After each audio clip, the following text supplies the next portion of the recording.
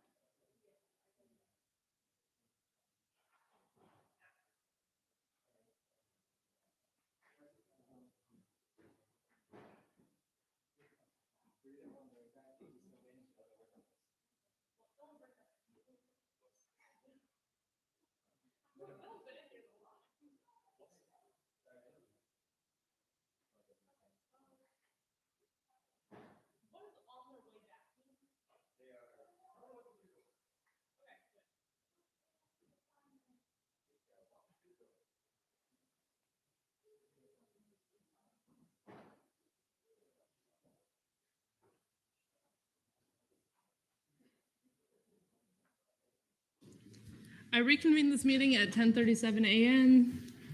You may begin your presentation whenever you're ready. All right. So I just want to reiterate this slide. So for next year's, not next year. For this year's budget lines, we started with 516,379. For MSC's programming budget, we had 144,000. And for LGBTQ plus programming, that is 25,000 as well. For the LGBTQ plus services programming, we had 8,000. I do want to clarify on this and make sure that the LGBTQ plus programming is under the Pride Director, and the LGBTQ plus services programming is for outreach, and that is for our other organization inside of the civil discourse and engagement. Our actual budget this year is going to be 458,421. This is due to the loss of our administrative assistant, um, including their wage and benefits, which was equivalent to 57,958.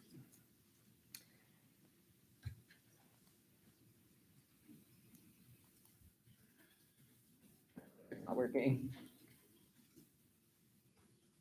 Okay, there you go. So I want to highlight our inclusive excellence. So UCF is one of the 10 institutions that have been awarded the Seal of Excellencia, which is the institutions that are serving Latino students, which have been demonstrating purposeful alignment across the three core areas of data, practice, and leadership.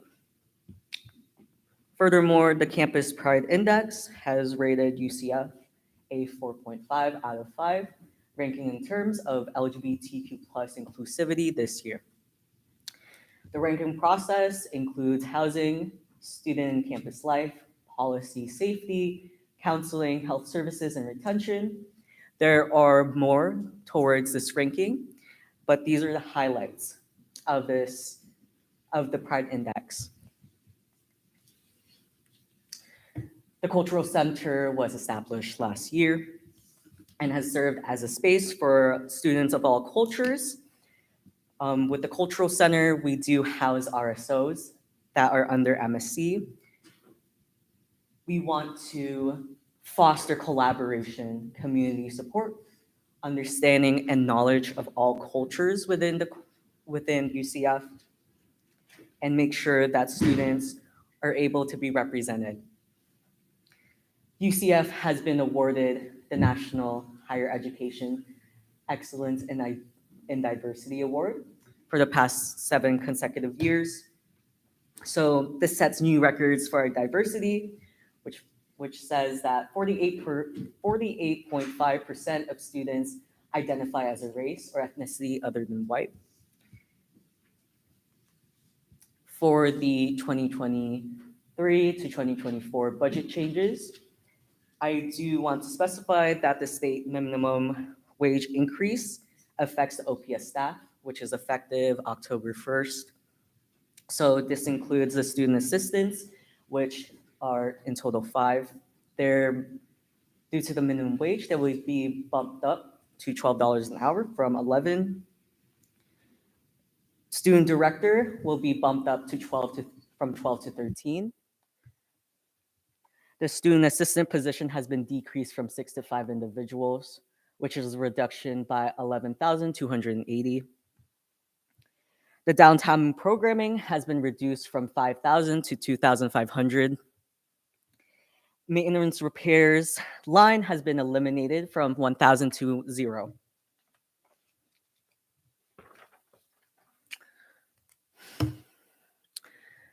Furthermore, the outreach and leadership directors have their budget reduced from 14,000 to 7,000, which is half of their budget. The operations director has had their budget reduced from 7,000 to 3,500. The assistant director of the cultural center has been eliminated, which reduces the budget to 58,890. And this also includes the loss of the USPS administrative assistant staff due to SAT. So in total, this means that this is a total budget cut of $84,170, which is higher than our 13.7 cut that we were asked for, which in total is 23.5%. So due to these budget cuts, we definitely understand that there is purpose and that there's meaning towards the budget cuts for the next fiscal year. So the cuts that were proposed in this presentation will definitely impact students. We have stayed away from taking away from student programming since that's the highlight of what MSC does. Programming does do outreach, does make sure that these students have a place to feel represented. So our Heritage Months are, our LGBTQ plus programming to make sure communities feel safe, represented, and make sure they are part of the UCF campus life. So the facility hours for the Ginsburg Center and the Cultural Center will be adjusted due to the cut of one for one student assistant.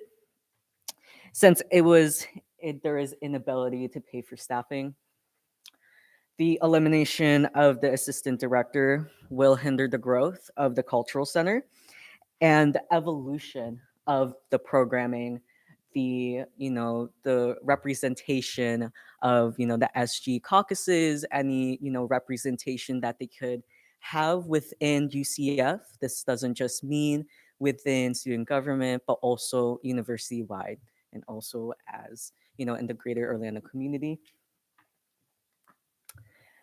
Our multicultural programming in the downtown campus will significantly impact the collaboration within UCF and the Valencia College due to the insufficient resources that can be offered in our partnership. There will be an inability to repair and maintain operations inside the cultural center, which includes but is not limited to the kitchen area and damages that could happen inside the cultural center suites.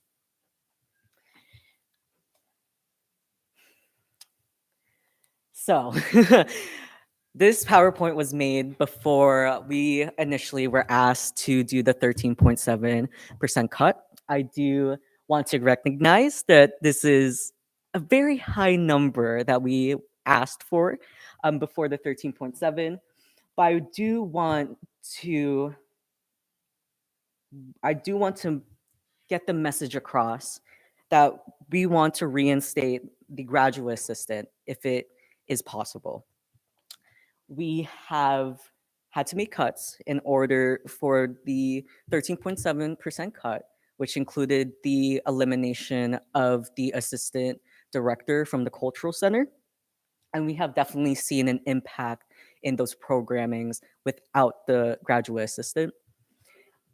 There is a very great job and responsibility when it comes to the graduate assistant in terms of the agency, since they are in charge of making sure that operations inside of student programming is going well, anything within the agency and the coordinator, and also in civil discourse and engagement, since they're not just bound to MSc, but they're also, helpful in the way that, department operates.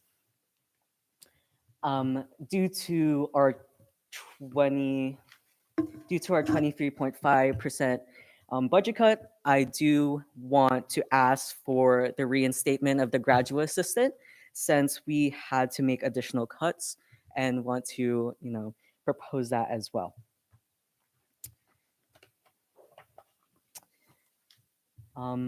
As you can see, these wish list is definitely, oh, I accidentally, it's definitely a little bit outrageous in a sense when it comes to money, but due to the budget cuts. But if that doesn't happen, we do want to prioritize LGBTQ plus programmings as well, because of the tremendous amount of support that the LGBTQ plus community needs right now, and also that is very crucial in what UCF's mission is in terms of diversity inclusion. Um, a lot of LGBTQ plus students have a lot of support and community here, but there can never be too much community and support when it comes to students here. I do want to ask that the student director budget, if there is a budget cut, but to be increased to 20,000. This is due to the us going 18,000 over Taste of UCF in order to ensure that the program is going well. We had to go over for arena addition costs, for catering, for any of those things that made that Pegasus Palooza event successful. And our last one is to increase the assistant student director's budget for the cultural programs, which means all the heritage months they are under. With that, I want to thank you all for being here and for listening to this PowerPoint and presentation. If you have any questions, I am located in the Cultural Center. The hours are from 9 a.m. to 6 p.m. Feel free to come by. There is also Pride Commons and Feral Commons. Yeah, I will be answering any questions. Any questions for the entity? We'll do Wilson, Temple, Lopez, Hall. Thank you so much, Marcus, for being here today. Right. I just had a couple questions that either hopefully you can answer or some representatives from the Office of Civil Discourse. So when it comes to, I know losing that student assistant with going from 6 to 5 reduces the amount of presence you can have in the office. Is there a way that with that reduction that you all could explore maybe hiring a federal work studies student to take on that role of a student assistant like they typically do, so you won't have to, one, bear the burden necessary of the costs, and two, so the cultural center and whatever else needs to stay operating could? Yeah, so that is not my expertise. I do want to defer to Justin. Hey everyone. Yes, Austin, that is very much possible and something that we do currently and will continue to explore. Yeah. And then if I may with the follow-up, and so just, I guess this would hopefully help paint the picture better just regarding MSC's budget overall. I know you want us to try to reinstate the graduate assistant, and if that wasn't possible, I know that the Office of Civil Discourse does get support from the Ginsburg Center financially. I just wanted a little more clarity on kind of what that support looks like in terms of kind of what student government funds, and then also what potentially the Ginsburg Center funds, if that was possible. Yeah, Justin? Yes, so the Ginsburg Center does have funds, but it's comprised of 3 different areas. So the Office of Diversity, Training and Education, Civil Discourse and Engagement, and our Student Success and Awareness Initiatives. And so it is a pretty large, comprehensive area. So we do get some support, but it's really dependent on what is available per the different needs across all the offices that exist there. Temple, 2 questions, if I may. you may. Thank you, Madam Chair. Morning. I wanted to ask a clarifying question first, because I noticed that there was a bit of a number discrepancy between your PowerPoint and the budget packet that you had submitted. So I saw that this one had like somewhere around the range of $458,000, and this one and the budget packet shows 395,524. I just wanted to clarify, did you submit the budget packet with the 13.7 cut? Yes. Okay. Yep. Thank you. And then regarding the assistant director, did you attempt to fill that position at any point leading into this year? Yes. So since we had some troubles with Workday, we were under social justice and advocacy. We had to switch over to the Ginsburg Center. There was some discrepancy when in terms of having to have that transition. So there was very difficult for us to put in a position through UCF, and if Justin wants to clarify, go ahead. Yeah, so as Mark mentioned, we were realigned as part of the Vice President of Diversity, Equity, and Inclusion's areas. And so with that, we had to establish the positions. We were in the process of doing that, but there have been some delays, as we all know, with HR and kind of the transition into Workday. And so it's taken a little bit longer, but there are some things outside of our control, inclusive of exiting SDS, which is now SSWB. And so, yeah. Lopez, May I ask 2 questions? you may. Hi, Marcus. Thank you Hello. so much for your presentation. Amazing job. Thank you. So my first question, and could either be for you or Shane or Justin, whoever has an answer. So Shane, there's an agreement with downtown and Valencia that whatever is paid is matched by Valencia, or like whatever's contributed is then matched. In my world for programming, that is when we went to the budget cycle, that is for the programming in OSI world. I don't know if that's different for Jim's world. I know that RW or Valencia does give money to the Recreation and Wellness Center in that process. But I can't say in all areas.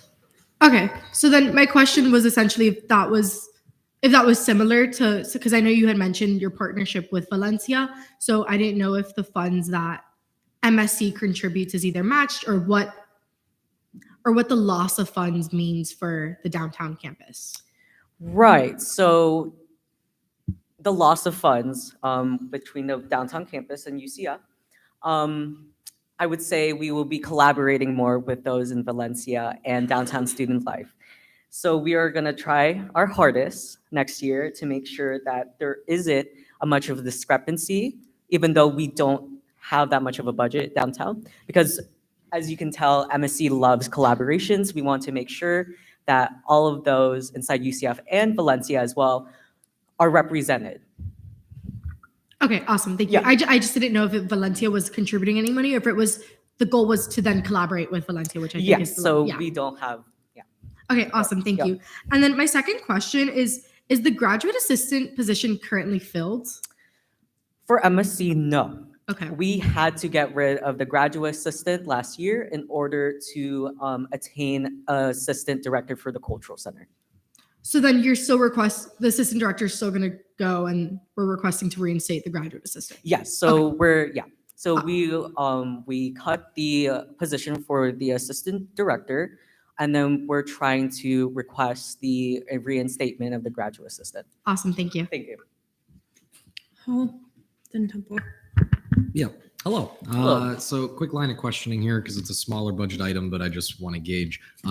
So cultural center itself, observationally, how many students do you say that it impacts in the day-to-day, considering that various RSOs use it as a space and things like that?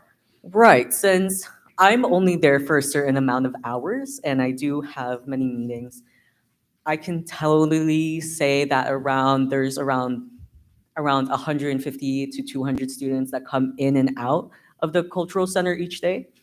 And that includes those that do their office hours, those that just want to do, things inside of the office, they could study, it's just a place for all of those students of all cultures to just make sure that they have a space inside the union, but also inside the community.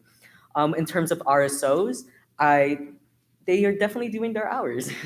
So, I definitely see same old faces, very familiar faces whenever I'm there. They're very involved within MSC, but they're also very involved in terms of making sure UCF's mission of diversity, inclusion, and equity is being, not solved, but very adamant about those things. To follow up, I got Give two me- more. First one is, what would you describe the state of the cultural center? The state of the cultural center, there needs to be work. Therefore, that's why we try to make sure that we didn't have to cut the assistant director of the cultural center. There is a long ways to go in terms of the cultural center. We only established it yet last year. So in terms, it's very new. It still has a lot of ways to grow and has a lot of ways to, impact students inside of UCF.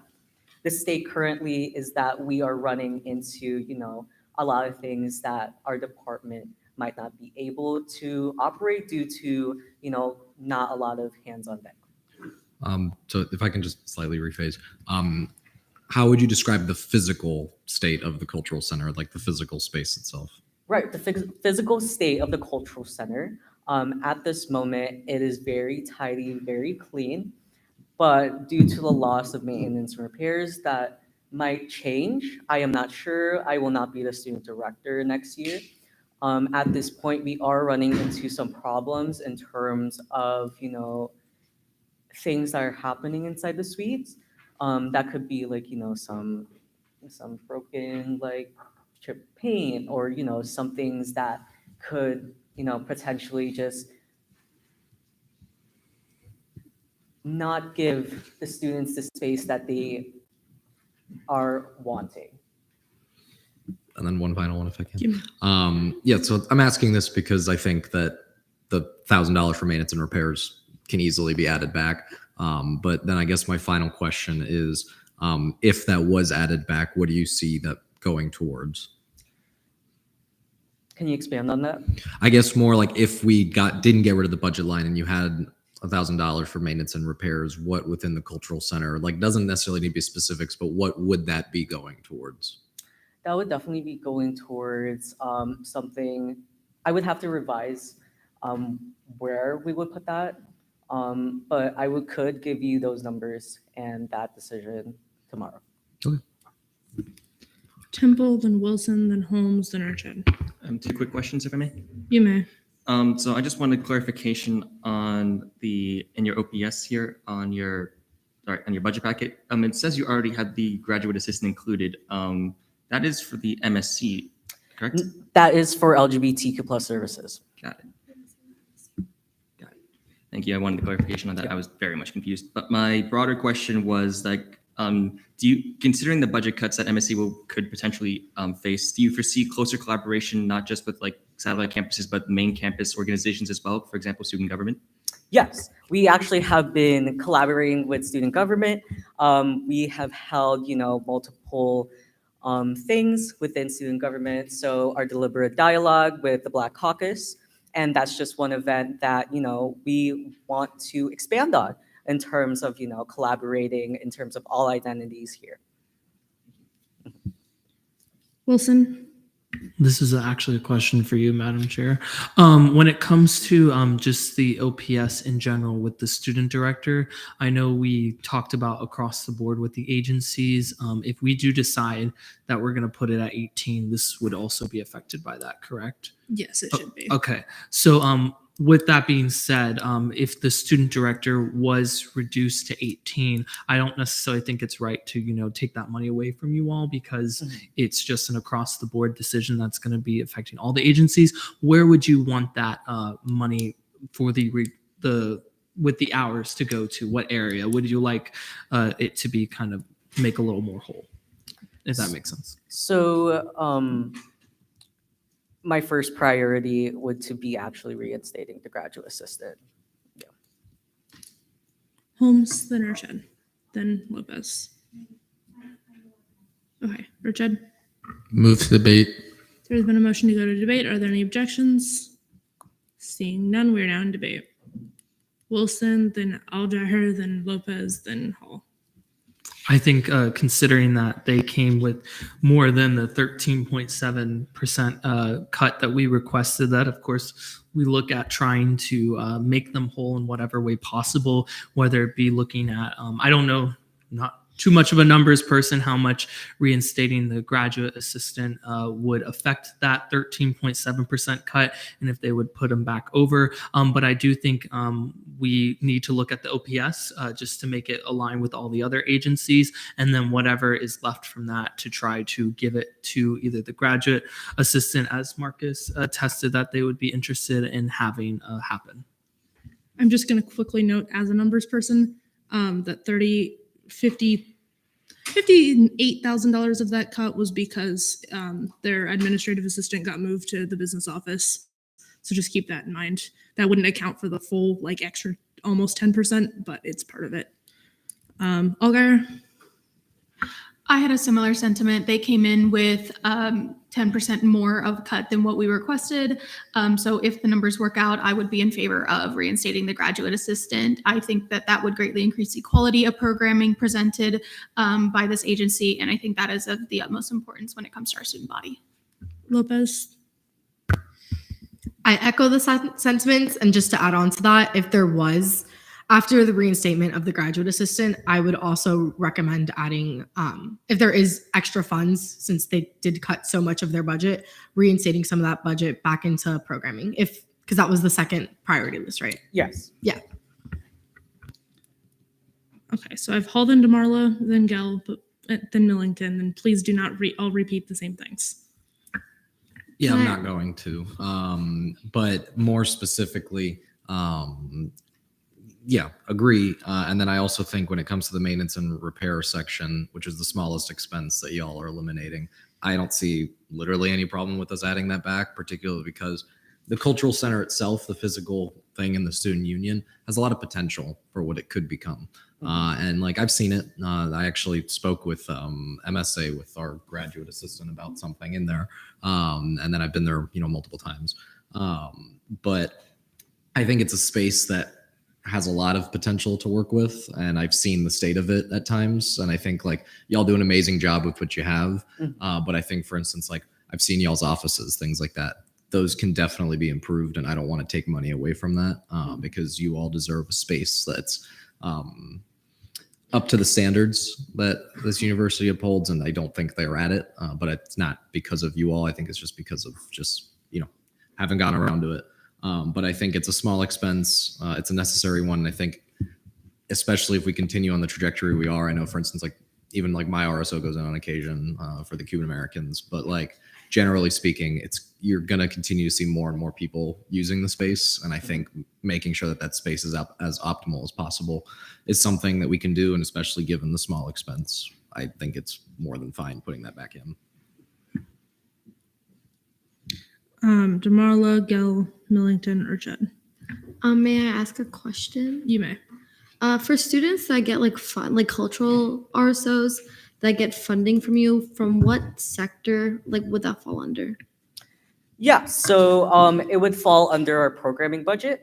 We do have a separate line, so that would be the RSO budget line, which is under the outreach and leadership position. So the outreach and leadership director, make sure that RSOs feel represented in the cultural center. They, help out, with RSO initiatives, anything of those sorts. They also make sure to reach out to RSOs to make sure that they do have, the ability to come out to your MSC and ask that for those budgets, for those funding. So we have a separate section for inside our programming line for the RSO funding. Gell? Yeah, so I did the math for adding the GA position back in, and that would put them at 21%. So I do know they still do have wiggle room. So are we in debate? We are in debate. Yes, sorry. Move to amend line 69 and add $14,000 to OPS, making it $98,040.40. Could you say how much you're adding? 14,000, the GA position. Um, uh, If you're going to add the GA position, the 14,000 is just the stipend. It doesn't include the required tuition waiver, which is just over 7,000 that you'd want to add into their operations line too. Would you like to amend your motion? Yes, may I amend my motion to include the 7,000 to line 70 operations?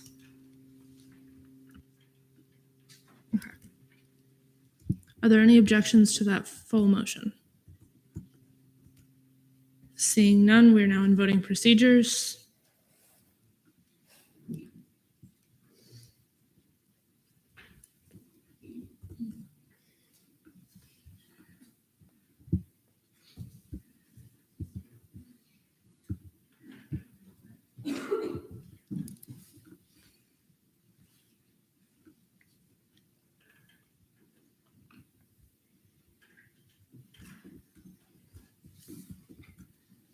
With a vote count of 14 to 1 to 0, the amendment is approved.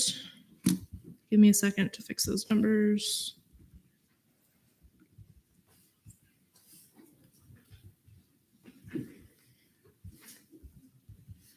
What was the amendment? 7,000.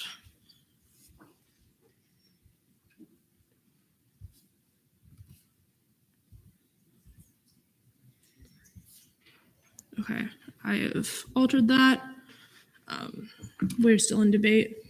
I have Millington, then Urched. I don't know if you still want to go. I was gonna make a motion for the same amendment, but I guess I'll just throw it out. Now with plus the 7,000, it's still at a 19% reduction. So I guess just for the committee.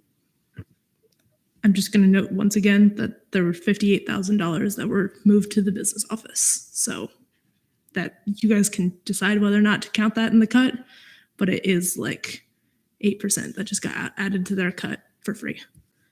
We have Urched next. Move to see the next entity. There's been a motion to see the next entity. Are there any objections? Seeing none, we are now at CAB.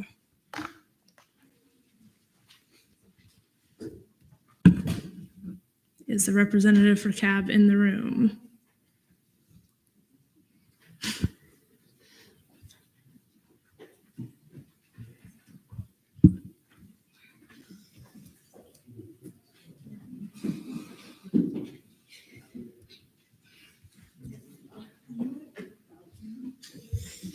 And you're good to start your presentation whenever you're ready.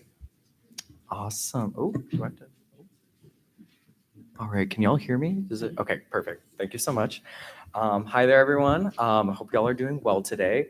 Here is the Campus Activities Board 2023-2024 budget presentation. My name is Nick. I am the current executive director. So I guess without further ado, here we go. So basically just an overview of the presentation today. We have the overview of what CAB is. This will kind of give you all a rundown of like our mission statement as well as a composition of the board. Additionally, the second section is our proposed cuts for the 13.74% cut, and then how it impacts each committee and budget line. And then the third area of our presentation is just the high priority areas, so areas that just strategically we're looking to preserve and grow within the future. So first, the overview. What is CAB? The mission of the Campus Activities Board is to foster a sense of community on campus by hosting unique events that effectively cater to our diverse student body and to the Orlando community as well. The community that we create at our events and within our committees is meant to impact students' time at UCF by fostering connections between their peers and providing them experiences to bring them joy and to help them grow. Basically, what this is all to say is that we host events not only for UCF students, but also for the general public as well. And we host a wide variety of events using, I guess you could say, different genres of events to cater to the biggest group of the student body possible. Here are some pictures from some of our events this year. As you all know, Joe Gatto, Comedy Night for Pegasus Palooza, as well as a pool party that we had over the summer. Kind of more of like the details of what CAB is. We're comprised of 7 committees, so cinema, comedy, concerts, fine arts, impact, marketing, and special events. So as I said before, these different genres of events impact the student body in different ways, and they cater to different subsections of the student body, so we can appeal to the biggest net possible. You kind of follow the metaphor there. We have 10 student leaders total within CAB. We have the executive director, the associate directors, and 8 committee directors. The only committee that has 2 directors is the marketing director, and that's split up into promotions and digital media. We have approximately 6 large-scale events per semester and 6 small-scale events per month. These numbers can kind of fluctuate just depending on what we have going on for the year, but the 6 large-scale events per semester is pretty recurring and true. All right, so here is a breakdown of some of our 2022 events for the summer. As you can see, we had a lot just kind of on our own, but we also had some collaborations. We had the Luca movie night with MSC, and we also had Swim Food Air with Late Nights and Homecoming. And then additionally, we also had just a lot of our own standalone events that appeal to kind of like a different, subsections of the student body. And then here are some of our fall 2022 events. So, as I mentioned before, appealing to different areas of the student body. So we have comedy, we have, scary movies. We also have very fun self-care events. We also have, open mic nights. It's really just a wide variety of events to go to. And as I mentioned before, a lot of different collaborations as well. So we have Winter Wonderland with Late Nights and Student Government. We also have Iron Man, which we collaborated with Night Fun on. And the list kind of goes on and on. So here are some of our spring 2023 events, just to kind of get you more in seeing what we're spending our money on. We have a few smaller scale events throughout January, just because we're getting back into the swing of things. But once it hits February, we kind of ramp back up. We also have our reoccurring Battle of the Bands event, which is really, really cool and brings out a large section of the student body. March is when we kind of really get into it with UC Fest. This is an annual tradition that we have. We have a movie night, a comedy night, a concert night, and a speaker, all within 1 week. So we are we are very busy, but we love it. And then April is when we host our reoccurring campus tradition, Symphony Under the Stars. And so as you can kind of see through here, we are not only appealing to students through just kind of different genres of events, but we're also trying to make sure that CAB is also inclusive. We also have an event for Black History Month hosted by our Impact Committee coming up in February. The name is still to be determined. In March, we have a multicultural night and just kind of everything of that sort. So here is the second section of proposed cuts. If you have any questions regarding just kind of what I mentioned before, if you'd like any more details, feel free to write them down and I'll answer them at the end. So I will be breaking down how the cut impacts each committee first, and then at the very end, I will show what the overall cut looks like, and then I will do a budget comparison of before the cut and after the cut. So first off, we have the cut for OPS. The overall cut will be $1,297.95. This will be made up from decreasing the 47 work weeks that the executive and associate director work to 44 work weeks.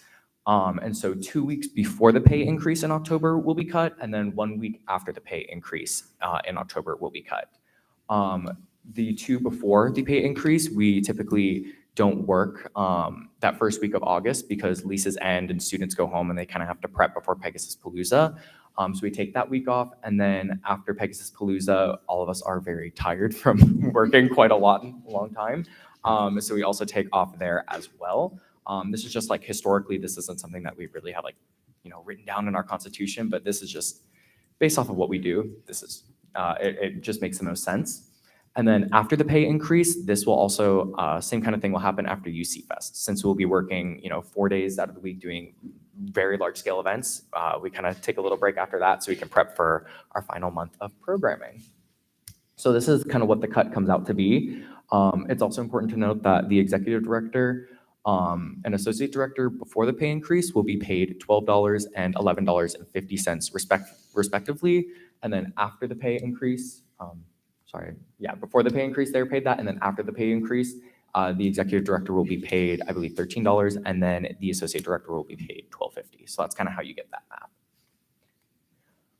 Next are the cuts for the operations budget. So we took $2,500 out of retreats, $2,500 out of NACA, and $90.05 out of office supplies to give us a total cut of $5,090.05. Basically, we cut money from retreats, just basically we'll have less money to spend on retreats. The one that kind of, I guess, requires more of the math was the NACA cut. This cut kind of makes us spend, or I guess allows us to spend less money for approximately 2 less students to go to this conference. Every year in February, we typically attend the NACA Live Conference, which is a conference for campus activities. Schools all around the country go.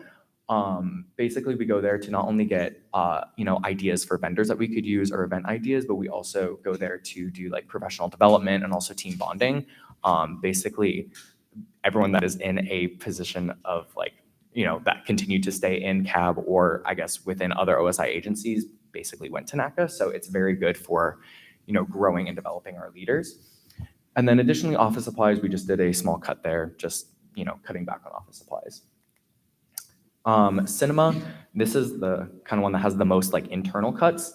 We cut from the Pegasus Palooza movie night arena rental, Pegasus Palooza movie night PD costs, as well as the UC Fest movie night arena rental and the UC Fest movie night safety costs, and then just a little bit from general programming. And you can see all the kind of specific cuts there, and that brings us to 14,000.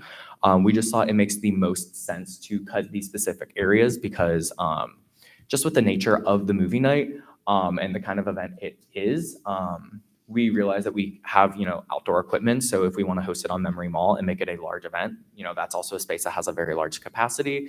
Additionally, we can also look for other spaces on this campus. And with cutting it from the arena, that also means we cut PD from it as well, because it's not a live event, with comedians or concerts or anything of the sort.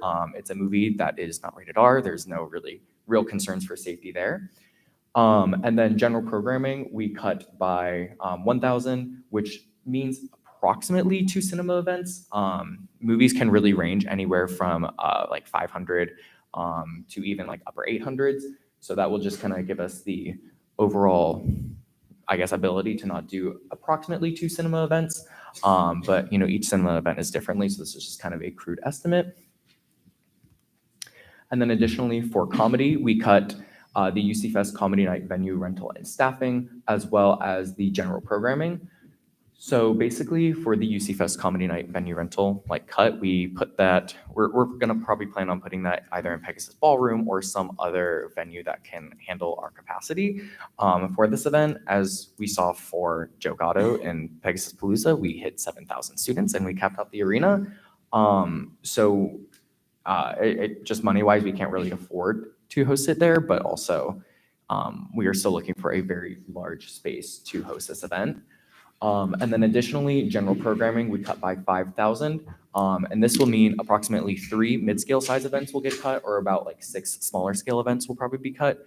And what I mean by mid-scale is sometimes we'll bring in local comedy troupes, we'll bring in local magicians, we'll bring in anything that's more or less like local talent that kind of fits in the genre of comedy.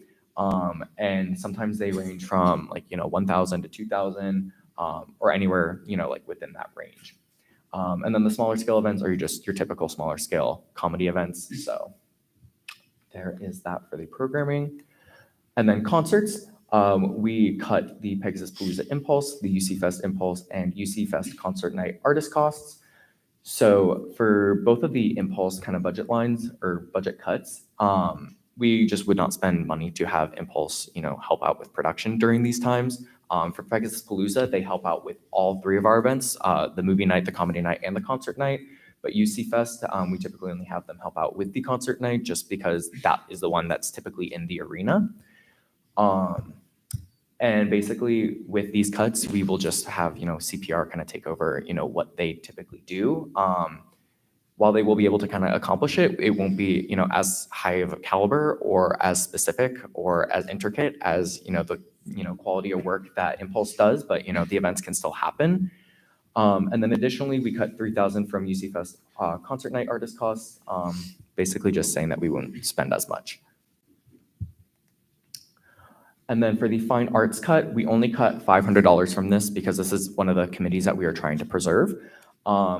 This basically means that this 500 cut will basically cut one or two smaller scale events. So not the biggest impact, but given the context of that, their budget line hosts Symphony Under the Stars, it is still a pretty decent sized cut. Additionally, for impact, we have a similar cut of $500 from general programming, and this means also 1 to 2 events as well. And similar thing to fine arts, they also host 2 large-scale speaker events throughout the year, so that 500 cut, while it doesn't seem like a lot, is a lot cut from their overall general programming. And then the main cut is the $8,000 for the venue rental and staffing for the UC Fest Speaker Night. Similar to Comedy Night, we will just probably put this in a larger space on campus, probably like Pegasus Ballroom or something of the sort, which can hopefully accommodate for the capacity of the speaker that we bring that year. Additionally, we have a $1,000 cut from marketing. This basically just means that we'll spend less on promotional items. Typically, I mean, there's no hard and fast rule for how much promotional items cost, but from the promo items that we've gathered or I guess purchased in the past, they typically cost about like $300 to $500 per batch of like 150 to 250 units. As I mentioned before, this is not a hard and fast rule, but just to kind of give you a context of like how many promo items this will impact, this $1,000 cut will impact. There's that. Additionally, we have a $4,000 cut from special events. This basically just means that we will cut $4,000 from our annual Fright Night event. We will still be able to host this event. It just means that we will be able to spend less on, the large scale props that we rent out from a local vendor, as well as the theme lighting that we rent out from the local vendor as well. And I don't know if any of you have attended the event, but this is a, quote unquote haunted trail that we do behind Lake Claire, and it's almost a mile long. So decreasing the number of, I guess, themed areas throughout the trail could, not make the event not be able to happen, but it will definitely, kind of impact the quality. But we'll still be strategic in, where we place things and how we, move forward with this event. So all the numbers that I mentioned before are tallied up here, and it all kind of comes out, or not kind of, it does come out to $74,888, which is a 13.74% cut. And this is how it impacts the budget. So basically, we'll go from $546,626 to $471,738. And the third area that we have are the high priority areas. So as I mentioned before, we are trying to be very strategic about how we preserve and grow our committees for the future. We've gone through some changes this year, and we're really, really excited to share them with you. But these are kind of growth areas that we've been sharing in the past, and these growth areas are not really going anywhere anytime soon. These are growth areas that we are very dedicated to in the long run. The first area is fine arts. So CAB is basically trying to preserve the Fine Arts Committee for 2 reasons. A, to ensure that the Symphony Under the Stars event, which is a longstanding UCF tradition, can continue happening with the proper production needs and the capacity for the audience and the symphony alike. Basically, what this means is that the cost of production is going up, but our fine arts budget really is not. And just to ensure that we can continue having this event that not only students love, but staff and alumni come to every year as well. We want to make sure that we can continue preserving this budget as well as growing it for the future, because this has been happening for arguably longer than I've even been in college. Well, not obviously that in high school and probably middle school. So it's been happening for quite a long time. And then the second reason is to meet the high demand for our smaller scale events, especially our Make It Take It events, so that students can keep memories of CAB events that they have attended. Historically, whenever we have Make It Take It events, to kind of speak very generally and bluntly, the students kind of go crazy for them. Last year, we had a bucket hat tie-dyeing event hosted in the Nicholson School of Communication, and we thought it would be a nice little low-key event. We had a line of about 250 people out the door going down the sidewalk. Additionally, we've had other, Make It Take It style type events. We had Stuff a Plush. That was also one of the events where we literally had to purchase tickets and make sure that people could, I think it was a ticketing system, or we had a line and kind of like a queue system set up because we had, yet again, hundreds of students lined up.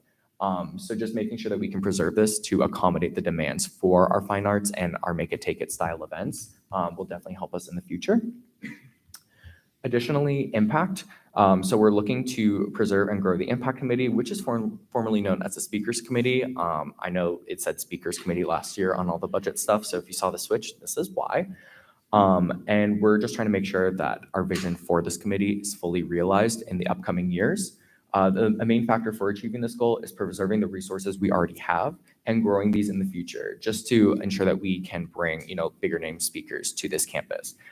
As you can see up here, this is DeLon Burnside. This is who CAB and MSC brought as our fall speaker this year. He was incredible, just so you all know. But we rebranded our impact committee to be impact, not so we can just focus on speakers, but so we can focus on developing students and impacting students as a whole. It's not just, as we said before in our old kind of summary of the committee, it was CAB speakers will get you talking, and that's not who we are anymore. What CAB Impact is making sure that we can impact the students and make sure that they can foster connections between themselves and also a connection within themselves. We have a mental health priority for some of our events, and we also do a lot of events fostered around like friendship and connection. So that's basically that. If you have any questions about our rebranding to Impact, let me know. I'd love to chat. And then our final area of growth is comedy. As I mentioned before, you all saw Joe Gatto was an incredibly popular event, and so have all of our other comedy events in the past. Basically, we're just trying to preserve the comedy event and grow it for future years for two primary reasons.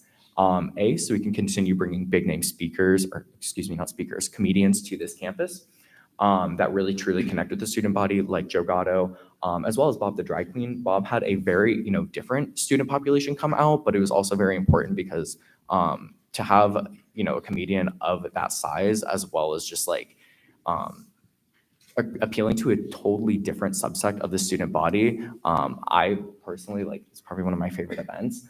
So to ensure that we can continue not only doing like big name comedians, but also like inclusive comedians as well, is something that we really prioritize. And then we also just want to ensure that we can continue growing our programming with the Mid-Scale Comedy Act specifically, particularly so we can keep giving back to the Orlando community and bringing in vendors such as, SAC Comedy. This year we had Danny H. Magic, who is actually a UCF alum. So really just kind of giving back to the UCF community and, local talent.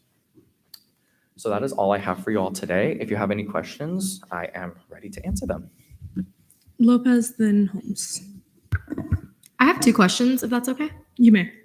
Hey, Nick, thank you so much for your presentation. Yeah, of course. So two quick questions.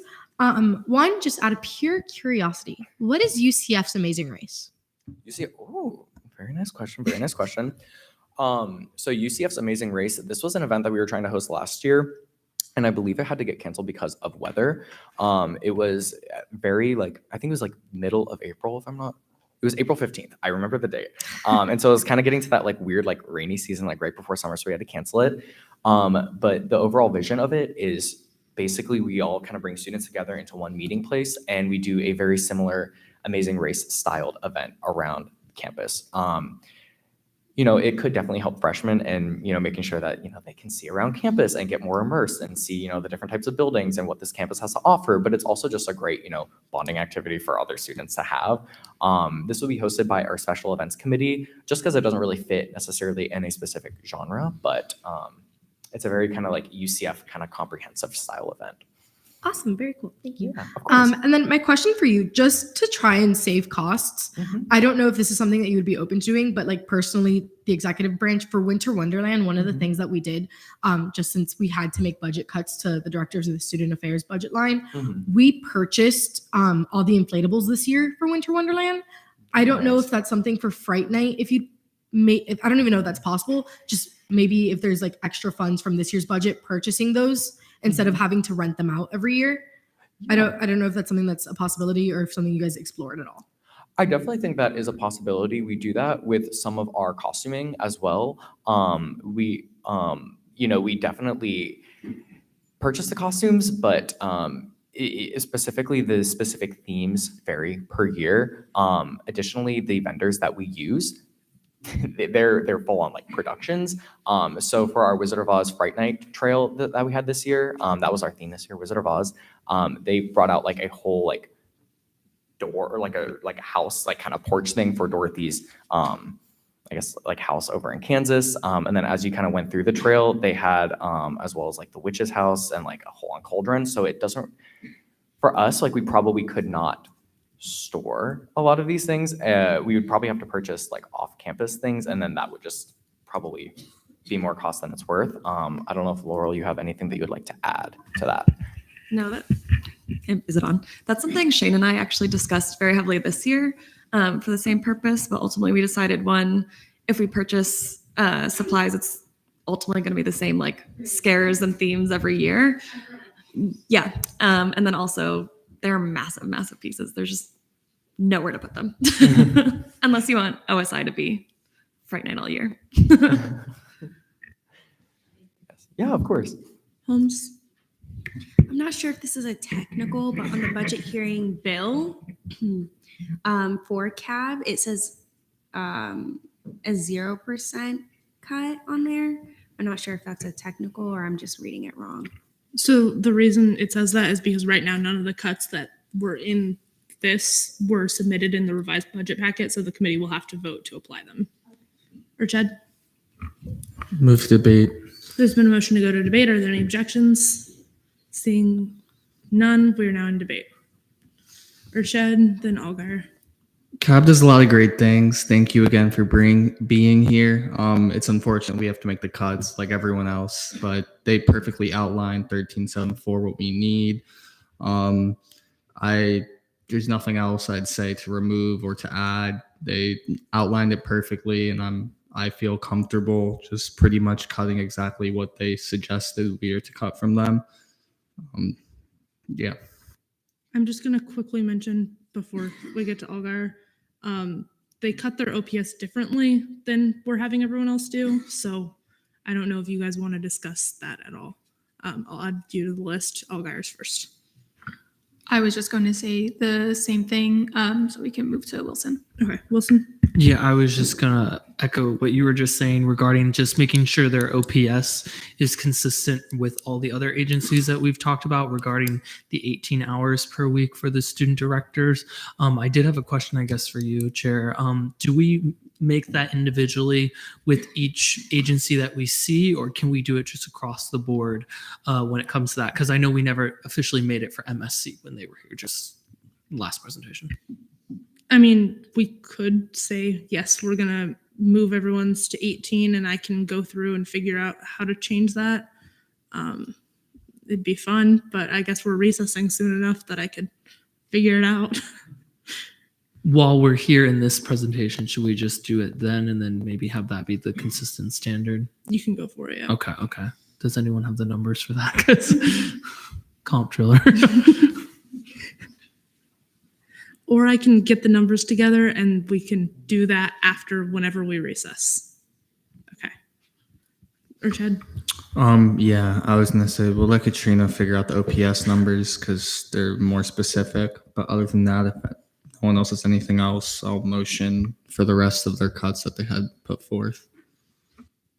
Okay. Do you want to list them out so Yeah. Colin can write them? So motion to reduce line 16 cinema by $14,000. Motion to reduce line 17 comedy by $17,000. Motion to reduce line 18 concerts by $23,500. Motion to reduce fine arts by line 19 by $500. For fine arts? Yeah. Okay. And if any of the numbers don't match, just stop me. Reduce line 20 impact by $8,500. Reduce line 15 operations by $5,090.05. And then reduce line 21 marketing by $1,000. And then reduce line 23 special events by $4,000.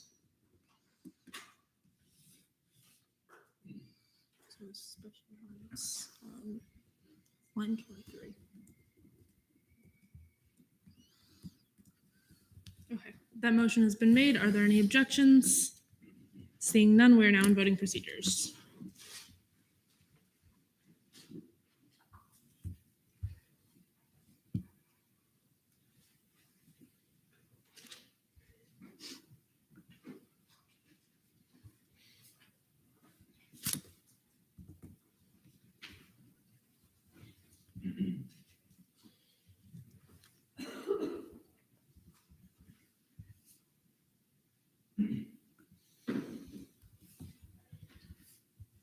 With a vote count of 12 to 0 to 1, the amendment passes. Temple, Question for the chair. you may. How long would it take you to find a number for the OPS line? There's a reason I said we can deal with that after we recess for lunch, because it will take me at least 20 minutes. Roger that. Richard, Motion to see the next entity. there's been a motion to move to the next entity. Are there any objections? Seeing none, we are now at late nights. Thank you, Nick.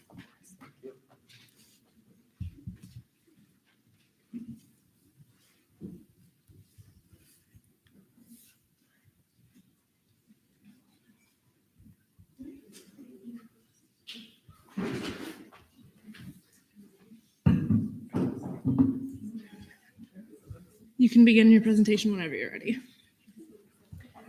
Okay. Hello, everyone. I hope everyone is having a good morning. My name is Elena Guillen, and I am the Executive Director for Late Nights. I will be talking about the 2023 and 2024 fiscal budget for the fiscal year.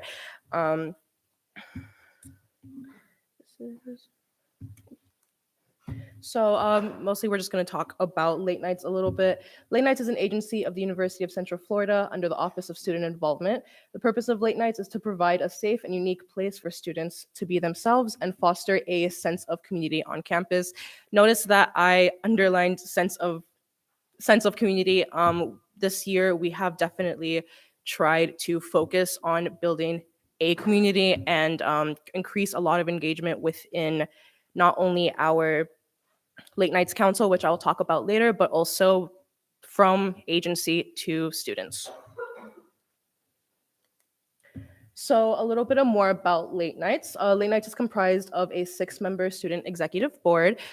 With me being one of the 6, we have our special events director, programming director, marketing, communications, and our engagement. We have a 45-person volunteer council, which we also like to call our Late Nights Council. Mostly just to know what I was saying about increasing engagement within our agency. We have increased around 40 people and 40 volunteers within our agency just this year as when we started in May. So we're very proud of that. We host monthly large-scale events and 2 to 3 small-scale events per month. And type of the events that we have, illusionists, hypnotists, magicians, Fright Night, which is one of our biggest events of the entire year, DIY crafting, which will coincide with our coffee house hangouts, and game nights, as well as parties or just general nights, themed nights that we have. So here are some of the summer events that we have had. We had our Friday Night Fun Day by our programming area and our Summer Day, Summer Nights pool party by special events. Everyone had a good time, pretty much involved making your own sundae, and for Summer Day, Summer Nights, we had kind of a greased-themed pool event, as you can tell by the title. And here are the fall events that we have had. One of our biggest events was the Cirque de Night, which is our Pegasus Palooza night.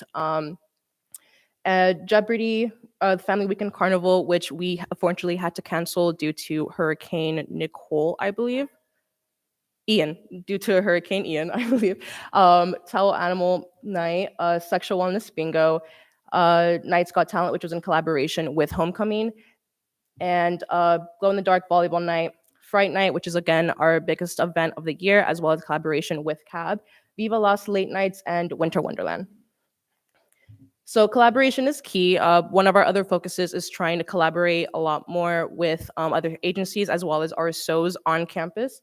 So far we have partnered with Sports Club to host a glow-in-the-dark volleyball tournament. We partnered with Homecoming for the Homecoming kickoff as well as Night's Got Talent, and also partnered with the Casino Resort Club to host Viva Las Late Nights. Here are some of the projected events that we plan to have for spring 2023. In January, we don't have as many events, but that's mostly just because we are starting the new year and getting to the swing of things. We are very excited to have a New Year same nights paint rave, which we hope will have a big attendance, and a paint a pot, which is for our programming area. So with February, we are going to continue our coffee house hangouts, which includes string art, The Price is Right, and balloon animal night, which is mostly a make it take it of making your own balloon animals, anti-Valentine's Day event, and our Mardi Gras event. So for March, we will be collaborating with CAB for Glow Lights Charge On, which is also which is a big event where students like to come out and kind of just have fun since it is so general and has a wide variety of activities to do. Our late night rodeo with the Country Music Association, Clue, and Game of Life with a kind of partnership / collaboration with Lead. In April, we will be kind of celebrating the end of the year with Splashdown, Medieval Night, and Tie-Dye Night. Tentative dates are Brick and Barbecue, which if Smoke and Donuts does open up for event reservations or event locations, we would love to move there. And for Sexual Wellness Bingo, there was a very big demand for another event. Students, if you didn't go to the event, students were very excited for the activities and the prizes that we supplied. So we were going to try to do that again next spring. So moving on to the 13.74% budget cut, here is kind of a summary of what it looks like before the cut and then will be after. It will come out to a total of $10,078 of how much will be cut. As you see, the main areas that are going to be focused are our OPS and our special events area. I would like to note that these numbers are with an account to the increase in our wage for the executive director. So for OPS, I'm aware of the conversation that was kind of just being brought up about turning it into hours instead of weeks, but we, as far as I know, most of the math should remain the same, and if it is different, it will be a very small difference. So we will be having a total cut of around $1,020. I mostly just made the executive director kind of work 43 weeks instead of the original 47 that we planned for, mostly because of the 2 weeks before Pegasus Palooza that we have off, as well as any weeks where we have very big events. The executive director usually kind of takes a break after. So for our special events, this is where most of the cut will apply to. We have decided that it would be the smartest to kind of affect the venue and the location of our Pegasus Palooza event, just so that it won't decrease the quality of all of our events for the rest of the year. So we have decided that we will no longer be using the Pegasus Palooza venue, which is traditionally the arena rental.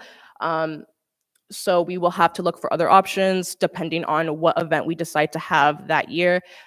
Traditionally, it is shows such as circus events or magic events. So we will be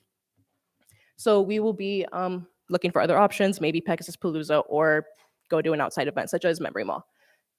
And because we are thinking of moving to a new location, UCF-PD will no longer be needed since that's mostly used whenever we use the arena. So it will come out to a total cost of $9,058.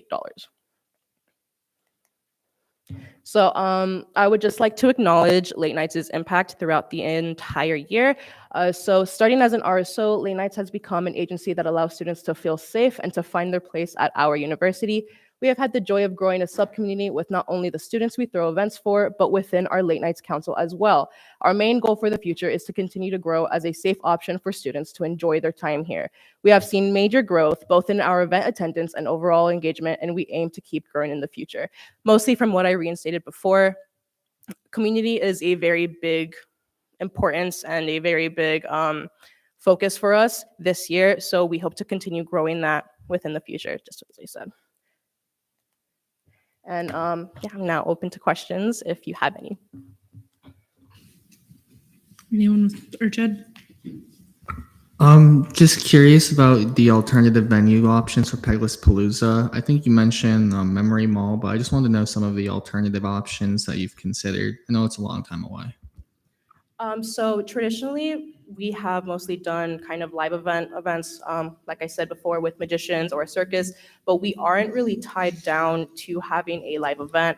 The special events director at that time could decide to do a themed night, just kind of a variety night. That's mostly why it's called variety night. So I haven't been able to think of many events or many locations, but most of them would, probably the one that would make the most sense would be the Pegasus Ballroom or a Memory Mall. I could try to defer that to Laurel to give you a better point of view if you like. Also, the venue. I just wanted to make that. The venue is significantly cheaper than the arena itself. Any other questions? Wilson? Move to debate. There has been a motion to go to debate. Are there any objections? Seeing none, we are now in debate. Or Jed? It sucks taking cuts, but they outlined everything we have to cut for them. They made it easy. There doesn't seem to be anything else I would add or remove from what they stated. I think OPS may need to be recalculated, but I'll let Katrina handle it later and we can handle it as a committee after. So I guess the only thing for now is just the special events. Can I make a motion? You may.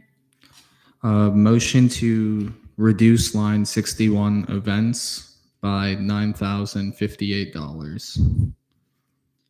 That motion has been made. Are there any objections? Seeing none, we are now in voting procedures.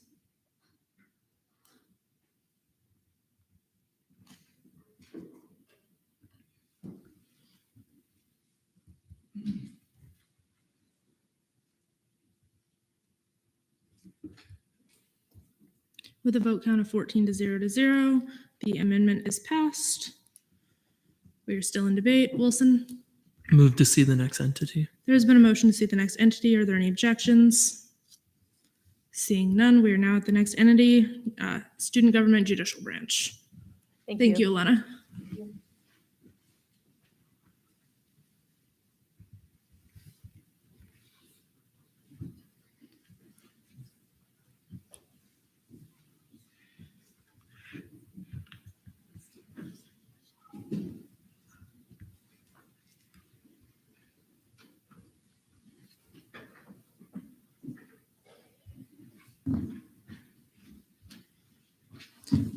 You may begin your presentation whenever you're ready.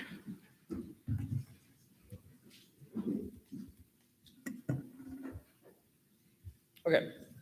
Hello, everybody. My name is Sage Kerr. I'm currently a junior political science student here at UCF, and I'm currently serving as the Chief Justice for the Judicial Branch of Student Government.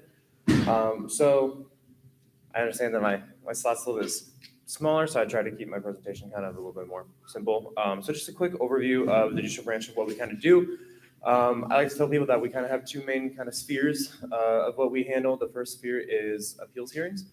We have several different kinds of appeals hearings. They're basically meant to be an opportunity for students who feel like they've not been treated fairly by some sort of institution to come and appeal and have that decision heard by other students. A couple of the bigger appeals that we do, the first one is parking citation appeals.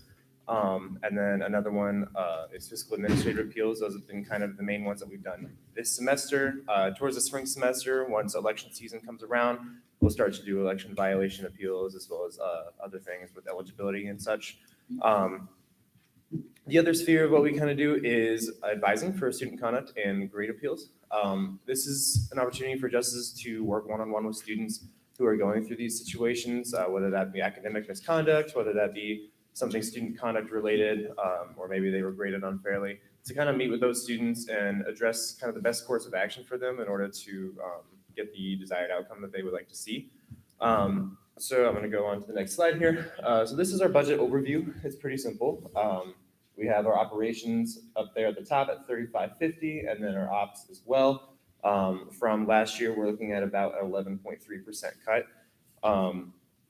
So to go into operations, pretty straightforward. For training, we kept it at 1,000 from last year. Uniforms, we cut down $300. Basically, this will just mean that we will trim hats, which was one of our sections of our uniform. This cut is kind of the one we were most willing to do, just because we understand that we're probably going to have fewer new justices next year, and so there will be less of a need for new uniforms. And then we also had a $600 increase to uniforms. A couple other important things to note. We did combine a couple budget lines.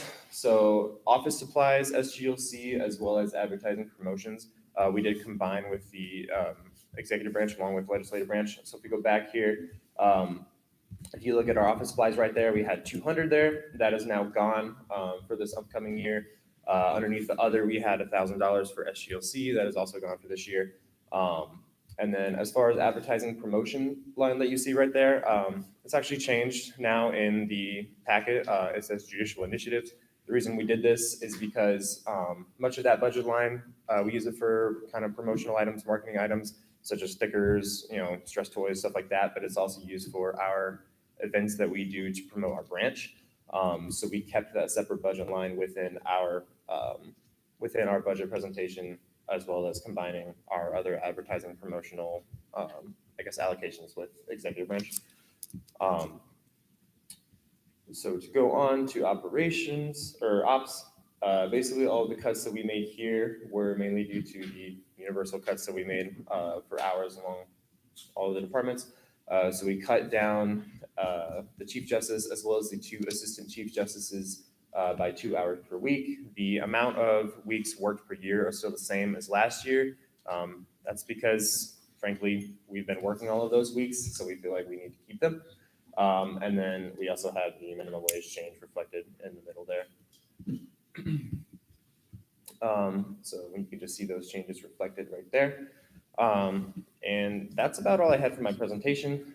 As you know, we only have a couple budget lines, so I'm more so open to questions if anybody has them. Are there any questions for Sage? Wilson?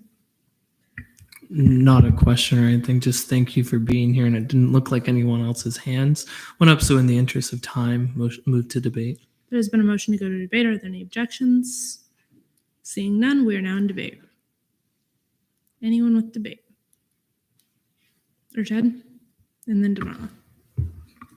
I like what they presented. Granted, obviously, there's not much there to cut, so whatever they have, and I'm okay with it. The committee, I hear other opinions, but I'm here. Whatever else anyone else has to say, but I see no need to amend or change it as of right now. Damarla?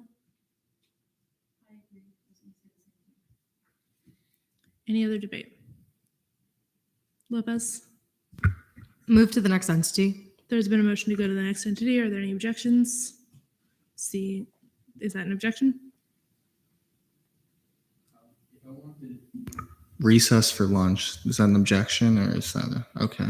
Objection. Do you withdraw?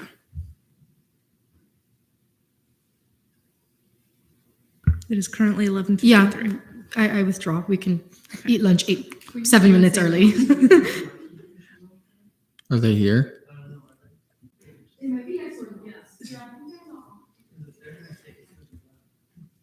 They probably will be because they've also made the same cuts already. Okay, so I need someone to get them, but I do not Thank withdraw. You. What? Okay, Stephen, do you assume you withdraw your objection? Yeah. If election commission's there, then yeah. Yeah, they should be the next one. So if they're here, thank you, Sage. We already have someone going to get them, but thank you.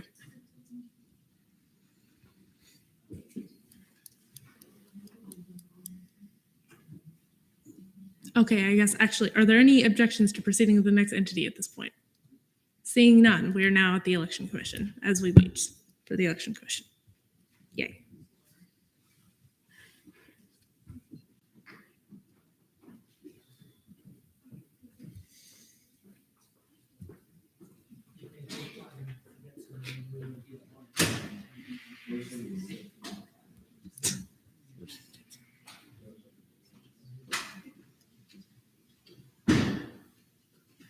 I have a question. Yes. Are we supposed to see court for a second time? No. This- Are they still on the agenda? I meant to take them off.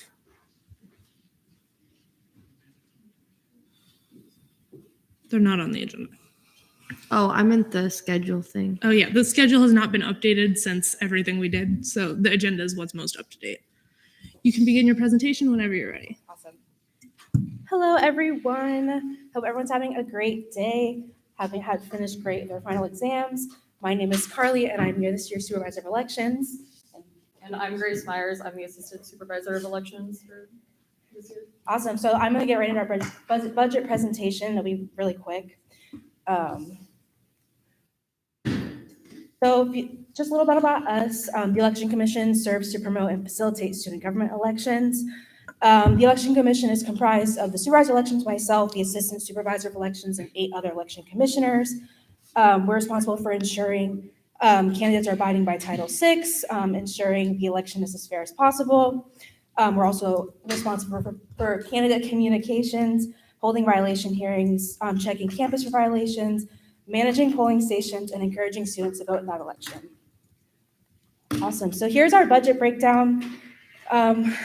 Basically, we have operations set at $5,750. We have OPS set at $3,182.40 for a total of $8,932.40. Our previous budget was $10,872, which makes a 17.4% cut for the 2023 and 2024 school year.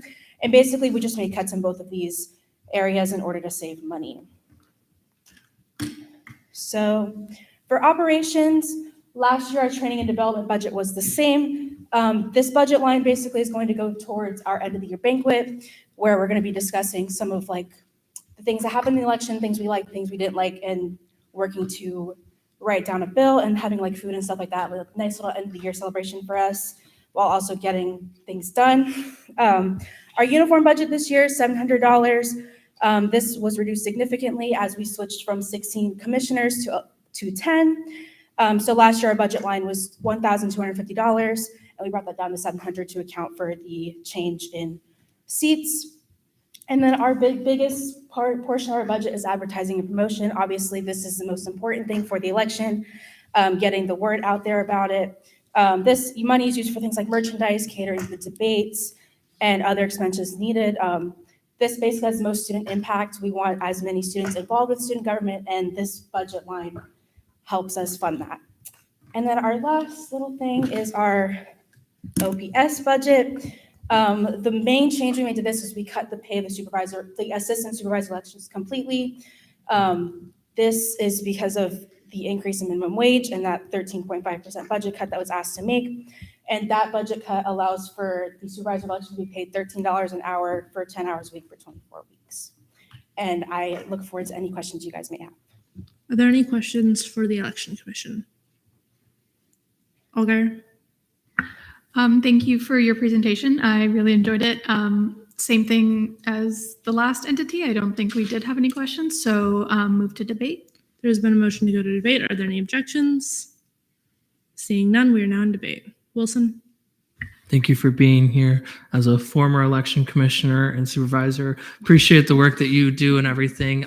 If there's no objections, I think we should just move on with the changes that they presented with. Go. I just have a question. So, may I direct a question to? You may. Okay. So when deciding to cut the assistant supervisor's pay, would that affect the commission's ability to function, or would the expectation just be the assistant supervisor still have the same delegations just without pay? Yeah, so we kind of move the pay around just because a lot of the roles that the assistant supervisor plays more take place in the spring, right during that election season. There's not very much like extensive prep work. I feel like most of it falls on me rather than Grace. So I don't think it would change the function of the election commission at all. Any other debate? Lopez? Move to lunch. There's been a move to recess until 1 p.m. for lunch. Are there any objections? Seeing none, we are now there.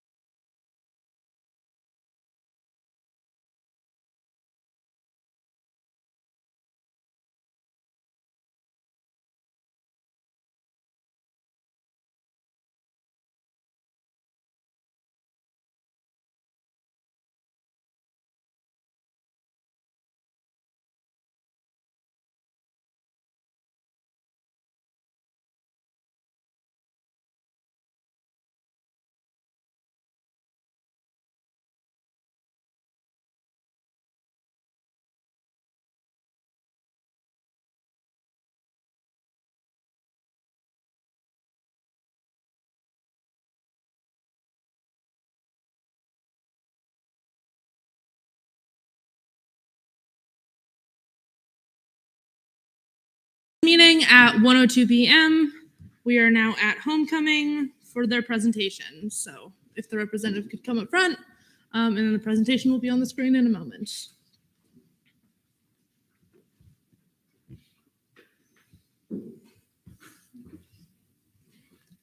You can begin the presentation whenever you're ready.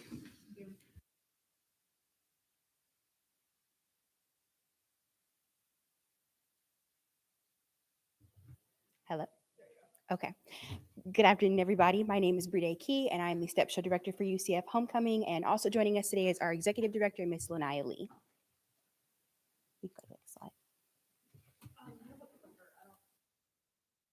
All right, so just to recap, Homecoming is, of course, an agency within the Office of Student Development here in the Student Union.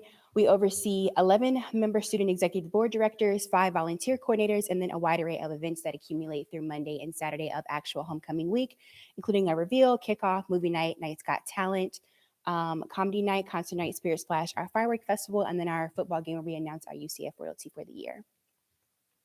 This is an example of some of our media that we put on for our events that happened this past 2022 year for homecoming.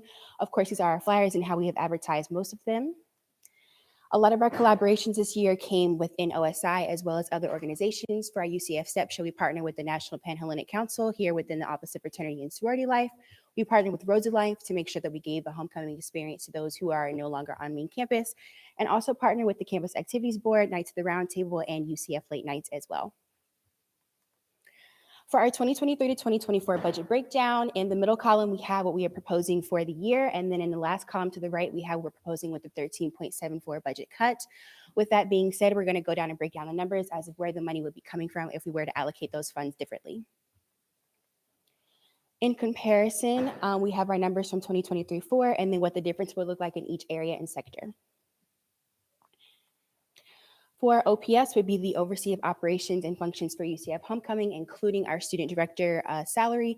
We didn't cut anything from here because that includes the executive director pay, and we do not want to shorten that, as well as our fringe benefits that we provide to the student director. For operations, we also decided to cut $200 from our uniforms, including our polos, jackets, and name tags, but everything else would be staying the same in terms of our training and development, as well as our retreats, and we cut down from office supplies as well. For total of revenue, this is where our money would come in from homecoming. And so primarily we get those funds from the comedy ticket sales as well as our concert ticket sales. Most of the time we're able to bring in about $30,000 that come back into homecoming after the event. Of course, that's contingent on whether our acts bring in enough student performers, people who are able to buy tickets and actually want to come to the performers, etc. For concert night, we decided to take $10,000 away from our artists, which of course would impact us in being able to bring in a substantial artist, which of course it would impact the $30,000 in revenue that we could potentially bring back to homecoming. We kept our arena rental the same because of course that price stays stationary, our UCF PD needs, and then our writer needs as well in terms of what the artist may ask for, etc. And the same thing was done for comedy night. We also took an additional $10,000 away from our artists there, which would also, of course, impact what our revenue may look like. But our arena rental, our UCF PD needs, and of course, writer needs are the same. For marketing, we decided to cut a majority of the budget here for promotional items, which means that we'd be limiting our shirts, bucket hats, notebooks, umbrellas, things that we've typically had in the past. We would probably no longer be able to provide. And we would also be cutting $10,000 away from our Spirit Splash shirts, our weekly shirts, and our volunteer shirts, meaning that we probably only have to decide between which of the 3 out of those we'd be able to provide to the student body. For Spirit Splash, we kept pretty much everything the same because we want to provide the same student experience that we have in the past, especially because it's one of our staple events for homecoming. So everything stayed the same in terms of ducks, UCF PD, our paramedics, bike racks, security, facilities requests, etc. Although in the past we have been able to provide more ducks, but with the 2022 to 23 year, we decided to cut that budget down as well. So that 5,000 is really the about 2,400 in ducks that we're able to provide. Then we have our Night's Got Talent, which we cut down a lot as well. Typically, what we're able to do is provide a nitro experience, give the judges food for when they judge our nominees for Night's Got Talent. We'll be able to take away that and also no longer be able to have a host for the actual show, which this past year we were able to bring in somebody outside of the university who was able to keep the show flowing, give everybody a good time. We'll be taking that away. For movie night, we were also taking away from that, of course, more with our promotional items. We would keep our movie cups and, of course, the movie rental that we need in order to secure the rights for the film. But we were taking away things that we may do extra, such as stickers or different things we're able to provide to the students just to kind of amp up the event. Fireworks Festival, we also kept the same simply because it's one of our staple events along with Spirit Splash. So everything would stay the same in terms of our fireworks costs, the PD that we need, our fencing, garage cleaning, maintenance, and as well as security. Production costs in totality would be going down simply because the arena production would be going down depending on the artist. So we took $10,000 away from that budget cut and as well as $2,000 away from the Spirit Splash production, but everything else was able to stay the same. For royalty, we also kept that the same because it's pretty minimal. We do our statues and crowns, our flowers, and then our judges catering for the day that they judge our nominees. Any questions?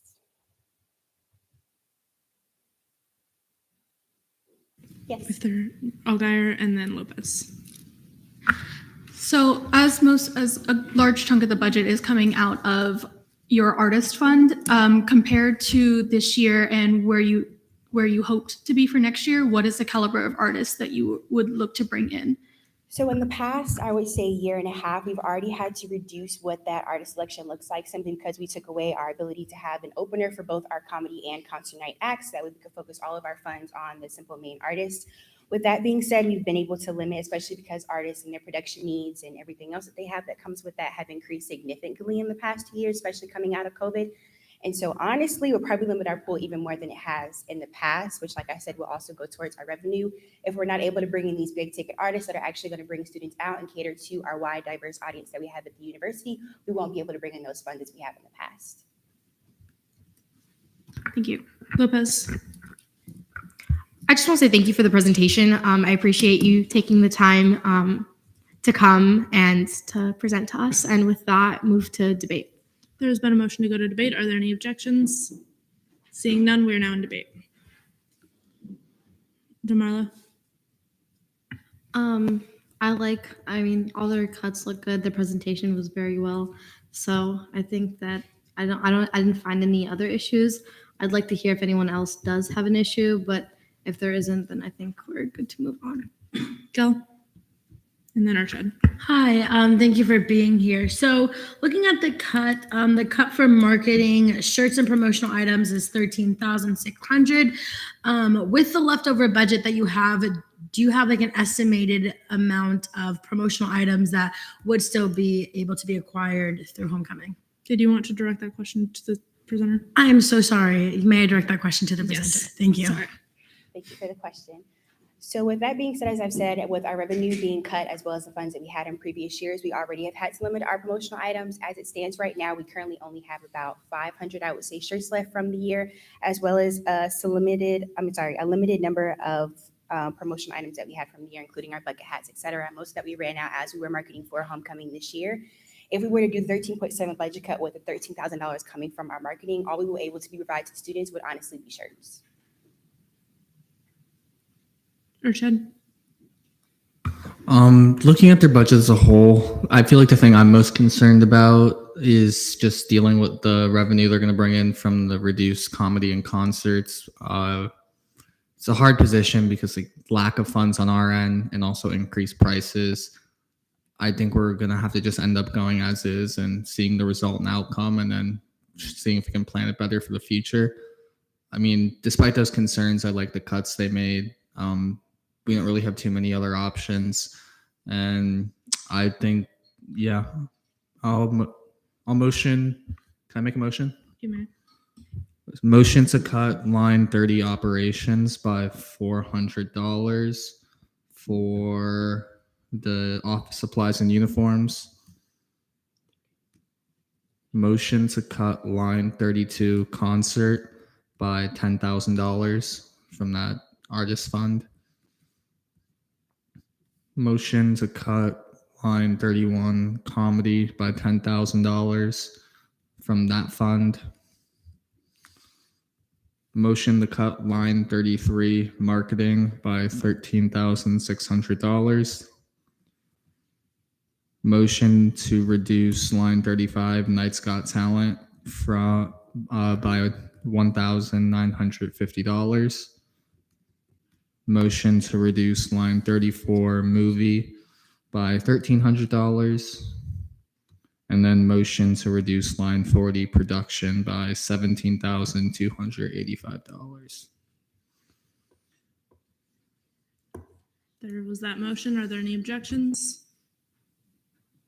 Seeing none, we're now in voting procedures.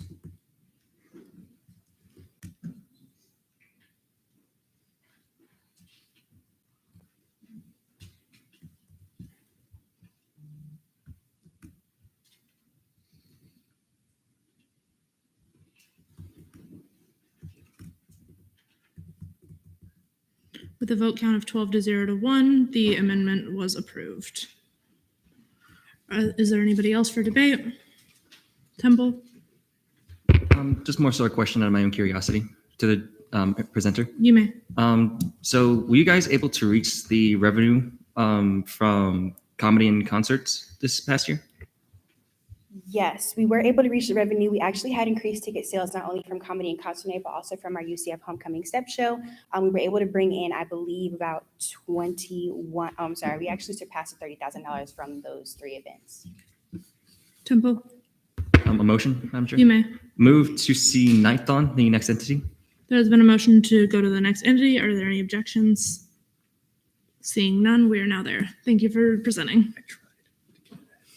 Yeah. It's this. The budget bill has the numbers of, or wait, you have. Okay, perfect. And you can begin your presentation whenever you're ready.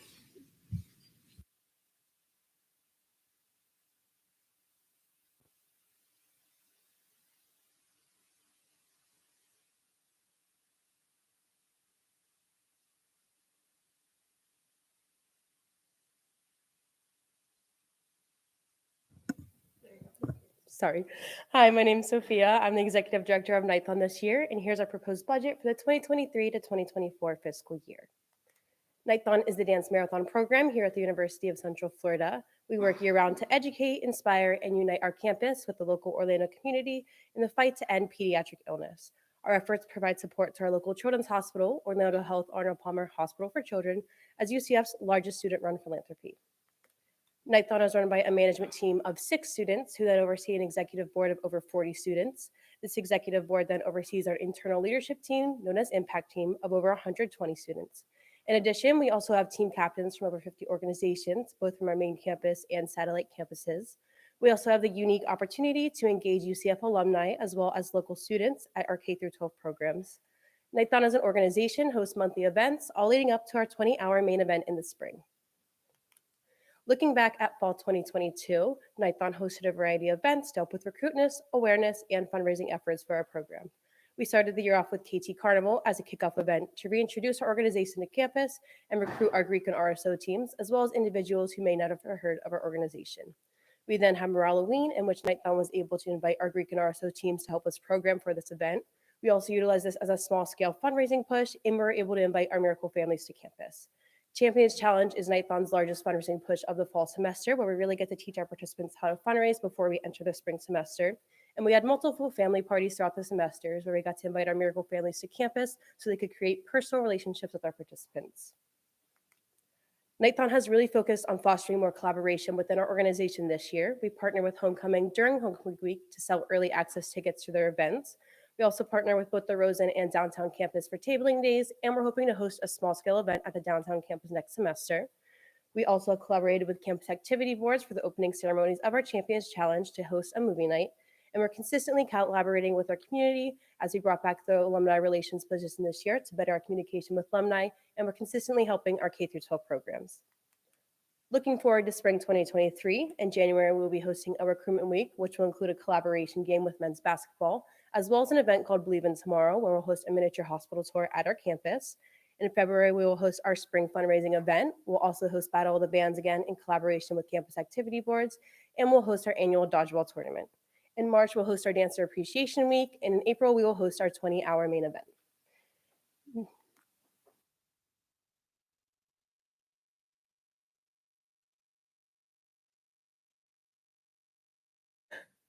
Now that you know a little bit more about our organization, here's our proposed budget for the upcoming year. You can see side by side the flat amount we'd like to request of $65,204.24, or with a 13.75% cut, a total of $56,004.24. Here you can see the difference in each individual budget line with that 13.75% cut to our budget, with a decrease of $5,450 to operations, a $0 increase to OPS, a decrease of $3,500 to main event, a decrease of $250 to special projects, and a total overall decrease of $9,200.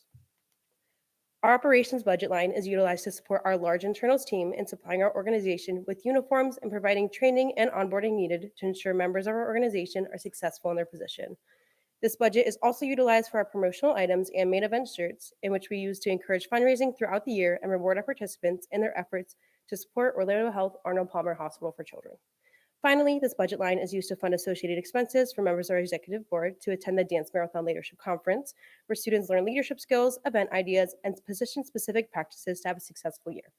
This year at GMLC, Nighthon received the Miracle Maker Award, as we are recognized with a program with the highest fundraising increase for programs that have been around for over 25 years. We also had 2 members of our management team present at this conference, and we're one of 11 programs invited to participate in a case study. The total amount we'd like to request for these operational expenses is $13,150. However, with the 13.75% cut, we'd be requesting $7,700. For OPS, Nighthon requests a total of $9,804.24 for hourly pay to the executive director, as well as fringe benefits. Our 20-hour main event is held annually in the spring to fundraise and celebrate our year-long effort in the fight to end pediatric illness. You may see this expense has the largest amount of money allocated, as it is our main focus for the year. As this event is held in the arena over the extended period of time, the associated costs have a small flexibility to change. The funds utilized cover the cost of renting the arena, production fees, security and operational fees, the cost of providing entertainment, and the cost of catering for what could be over 1,000 students. For main event, Nighthon requests a flat amount of $40,000, or with a 13.75% cut, we'd be requesting $36,500. Finally, Nighthon utilizes special projects to make our cause an effective year-round effort with smaller scale fundraising, recruitment, and awareness events. As mentioned, Champion Challenge is our largest fundraising push of the fall, and this past year, we were able to raise over $53,000 in just 24 hours. Additional events, such as the one we hosted in the fall, help to activate and engage our participants year-round in order to make the largest impact possible on our local children's hospital. For special projects, Nighthon would like to request a total of $2,250, or $2,000 with a 13.57% cut.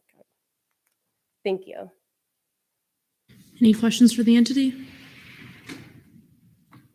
Lopez? Not a question, but thank you, Sophia, for the presentation and for taking the time and the thought into it. Appreciate you. Anyone else? Wilson? Move to debate. There's been a motion to go to debate. Are there any objections? Seeing none, we are now in debate. Anyone with debate? Lopez, then Urchad. Given the circumstances that we're in, I think all of the cuts, they asked exactly what we asked them to do. I'm fine with it. Move to vote, or move to the next entity. So currently their budget is their initial flat budget request. I'm just going to say that, but that motion's there. Is that an objection, Urchad? Okay. Do you withdraw? Urchad? Motion to decrease line 53 operations by $5,450. Motion to decrease line 54 main event by $3,500. And then motion to decrease line 55 special projects by $250 for a grand total of $9,200. Are there any objections to that? Is that an objection, Gal? It's just a question about that objection. Is that an objection? Okay. Wait, did you decrease by the 13.75%, or did you just decrease? I went on their 13.75% page and just wrote down exactly what they had. And I believe it's like 13.7 something, like plus or minus 0.01. Oh, okay. May I respond, Chair? Would you be able to repeat the number, your amendment real quick? Oh, yeah, I'll repeat the whole thing. Decrease line 53 operations by 5,450. Decrease line 54 main event by 3,500. And decrease special projects line 55 by 250 for a grand total of 9,200. Exactly the same they have on their 1375 sheet. Are there any objections? Seeing none, we are now in voting procedures.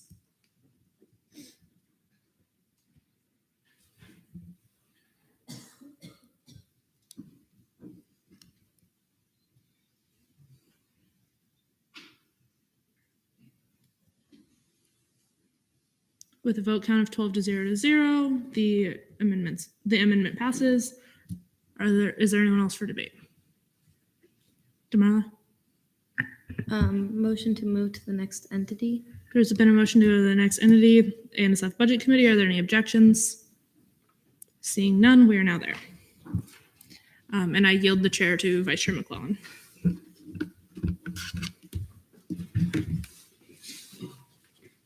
We don't necessarily need to take that seat.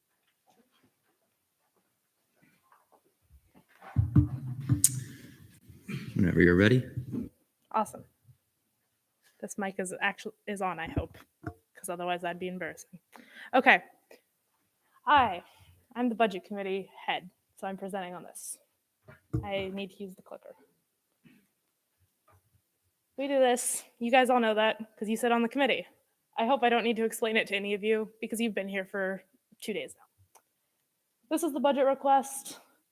We don't have the cut just because it's pay and then operations. You guys can do the math if you want to find the cut. 13.7%. I can do the math if you guys want to find it. Up to y'all. Thank you. Any questions? Algar, Move to debate. there's been a motion to move to debate. Are there any objections? Seeing none, we're there. Anybody wishing to debate? Urchid? Yeah, it's a little weird because we're not really gonna. It doesn't look like there's anything to cut here. It's pretty cut and dry. The pay increase and the hours we've all seen Katrina work. We don't really have many options. Same with operations. It's just our breakfast and lunch for these 2 days, or 2.5. But I mean, I'm okay with the increase here. It's a very small entity, and the union cutting as much as they did can very easily absorb their 13%, which is probably like $250, $300.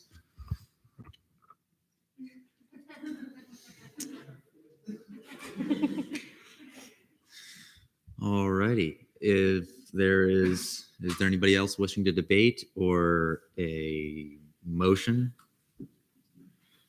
Wilson? Motion to move to the next entity, which I don't know if we have one. So I will just Motion put to us- move on from this. Yeah. Okay. So there's been a motion to move on to the next thing. We're just gonna go into member discussion, have the chair come back, and with that, I yield the chair back to Chair Blunder. Hi, I'm back. Wilson. I do have a question for the chair. So looking at the ASF budget fiscal bill, it looks like we're now in the green.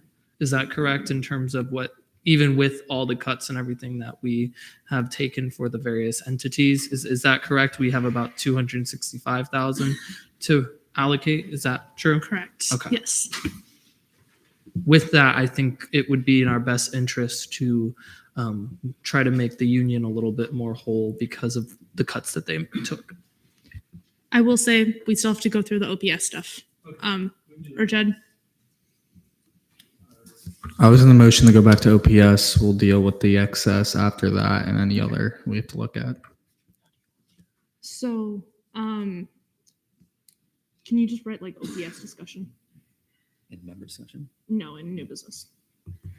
Okay, so I have CAB, MSC, and late nights, all of their OPS because those are the ones that didn't change, and Art Sport Club Council because that one I have 8 different options because you guys need to decide how you're going to do it. CAB, MSC, and late nights are all just moving the student director or executive director, or whatever terminology you want to use, from 20 hours to 18 hours. I can't make motions, but I can give the numbers to Steven if he wants them, so he can make a motion. Can you give me the numbers and I'll make the motion. Do you want to write them down as I say them? Aloe, did you have something? Just real quick. I was just going to say, since we don't have any more presentations, if it's helpful for the committee to have anything up on the screen, just let me know as you start speaking and I can pull it up. Thank you. Okay, so CAB, the OPS would be $19,198.95. MSC would be $84,000, $40.40. And late nights would be $10,997.64. Okay. Motion to make. Do I have to say I need to get the lines for this one too? Yeah. Give me a sec.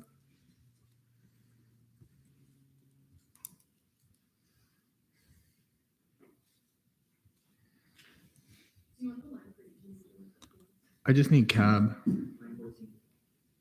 14? Yes. Yep. Okay. Motion to decrease OPS line 14 for cab to $19,198.95. Motion to decrease line 69 MSC OPS to $84,040.40. Motion to decrease line 59 late nights OPS to $10,997.64. That motion has been made. Are there any objections? Seeing none, we are now in voting procedures.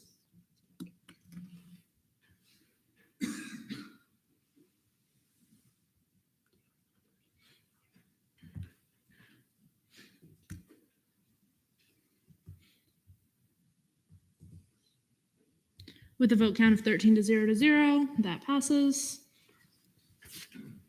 We are still floating in new business. If someone wants to take us back to Sport Club Council, that would be my recommended option. Temple. Well, move to receive Sport Club Council. There's been a motion to return to the Sport Club Council. Are there any objections? Seeing none, we are now there. And Sally Rose had said she wanted to make a couple comments, so I guess we're back in her presentation because we don't really have any limits to anything. So, your mic's off. Sorry. Thank you. I just wanted to make a couple comments relevant to the discussion that we're having, which, correct me if I'm wrong, is moving the student director hours for the Sport Club Council in comparison to the other agencies from 20 hours down to 18 hours. To provide context from the situation, currently we're at 25 hours for our student director. So from moving from 25 to 18, that's obviously a 7-hour cut, which is pretty significant. With this on top of the fact that we're already cutting our supervisor hours and potentially an entire supervisor position, on top of the fact that we're also cutting our entire operations budget, except for our graduate assistant waiver, the burden on the Sport Club Council president is going to be extremely large moving forward, particularly in compensating for outreach efforts and trying to kind of keep the presence and community of the Sport Club Council alive. So although, as I've said previously, it doesn't seem like much, I would personally advocate strongly against moving the Sport Club Council president position down to 18 hours. Okay, go. Thank you, Sally, for that input. Okay, would 20 hours be sufficient? Would that be a better decrease, or would you strongly recommend the 25? We've already moved down to the 20 just for the sake of the committee's efforts and understanding that we have to make cuts. Obviously, that's not ideal, but at the very minimum, 20, although obviously higher would be preferred, but I can be comfortable with 20. Rajid? Can someone clarify? I think the packet says 25. So the packet currently says 25. That's because we haven't made any changes to the OPS yet. It's basically the exact same as it was last year, except for the minimum wage increase. The things that we're basically considering, what was in the OPS cut, that's the like $35,000 mentioned in the presentation, is cutting one supervisor, cutting 10 weeks out of the year for the supervisors, and cutting the president down to 20 hours. The only other thing we were talking about, so as far as I understand, was whether we should cut the president down to 18 to match all the other agency directors. Okay. Yeah, I was just gonna clarify or ask for clarification. So are we weighing all of those options or are most of those already set and we're just talking about the 20 to 18 or just 20? I mean, I know nothing's set yet, but We have made no decisions on OPS Okay. so far. I have the numbers for any combination of those three things. is there any way to get that on the screen so we could visibly I picture it? can make an Excel sheet while I sit up here, but I'll leave it to committee if they I think it's helpful.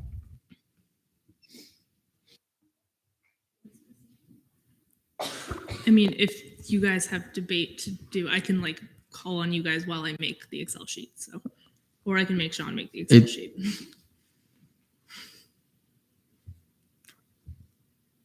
Okay, one of us will probably make something because I see Sean already started working. Demarla. So we're in debate, right? Yes. I think keeping it at 20 might be a good idea just because most other agencies are already used to that. Like they just went from 20 to 18, so it's a 2-hour decrease. 25 to 18 might be too drastic. And I think the thing that I'm worried about is just like, I guess, like a shock in like the difference in how much work they're able to get done. And I'm like a little bit hesitant to cut so many hours just in case it doesn't work out and like they're kind of falling behind. If we do find that it is necessary to cut it to 18, I think it's something that we should probably consider next year. But I think this year, I think cutting it 5 hours down to 20 would be best. Rashad. Yeah, I agree with it. I'll just wait for the number to be made just so we know, like, changing it to 20 versus 18 and all else equal, how much of it does it affect their budget and their percent?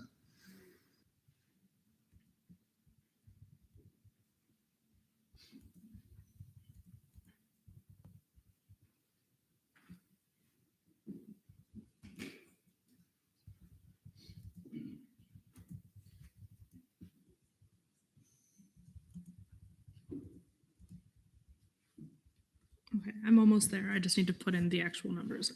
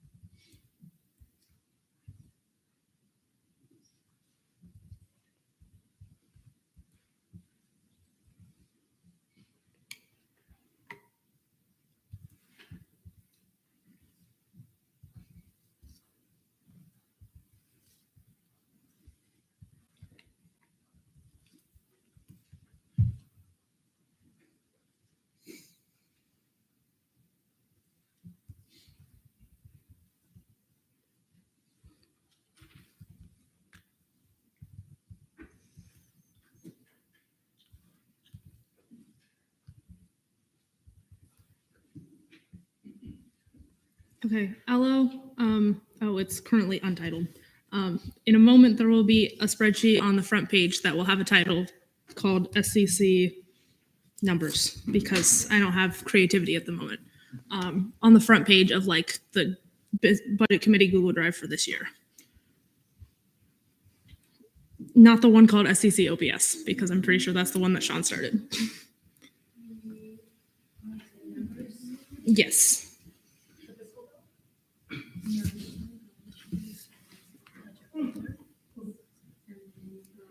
Scroll down.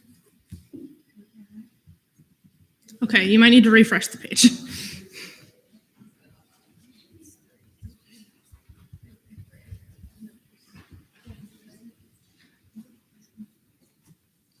It is also now linked in the agenda. Perfect, thank you. So yeah.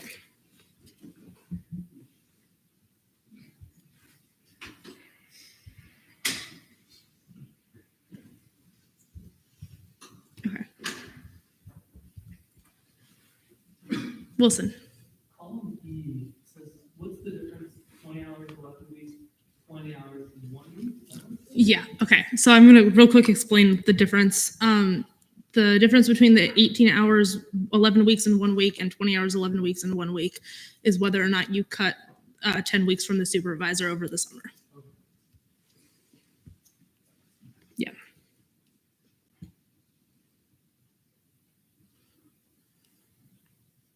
Wilson, then Algar, then Gill. I mean, based off these numbers and everything, and considering where the budget's at right now, I mean, I personally would be comfortable with doing the 20 hours for 11 weeks, just in giving them potentially 6 supervisors to help accommodate the workload when it comes to that versus 5. Algar, then Gill.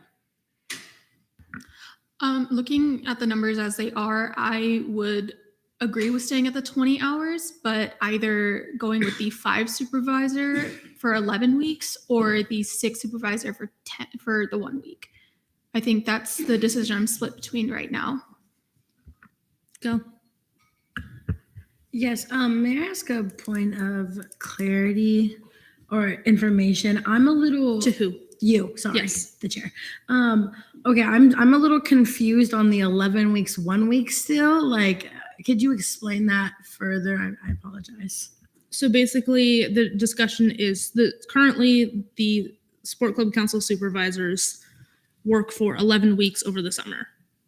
When I had met with Sally Rose, we had talked about, in order to hit their cut, decreasing that by 10 weeks to just 1 week over the summer. May I debate now? You may. Thank you.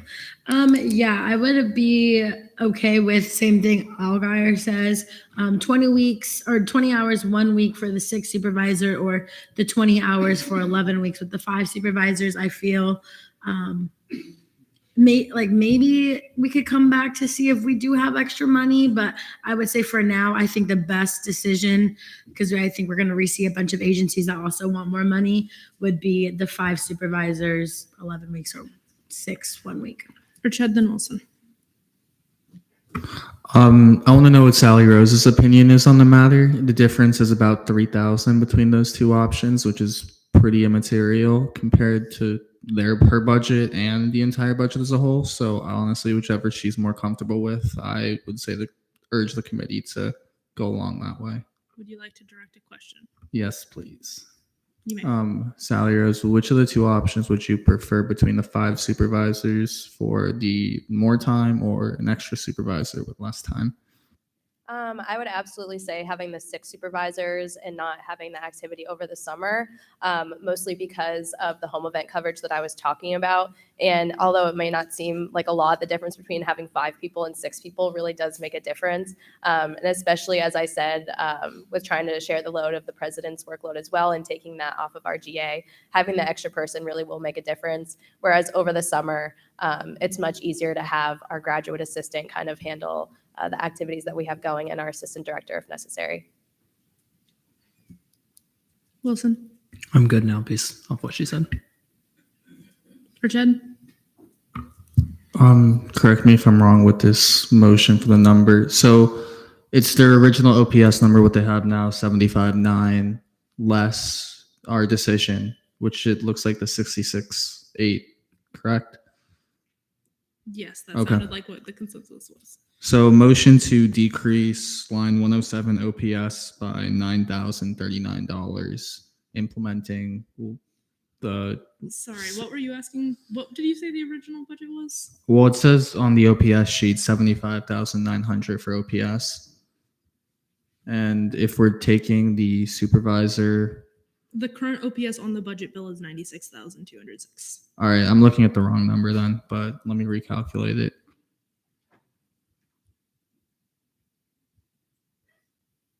You could also always just amend the line to whatever number you're looking for.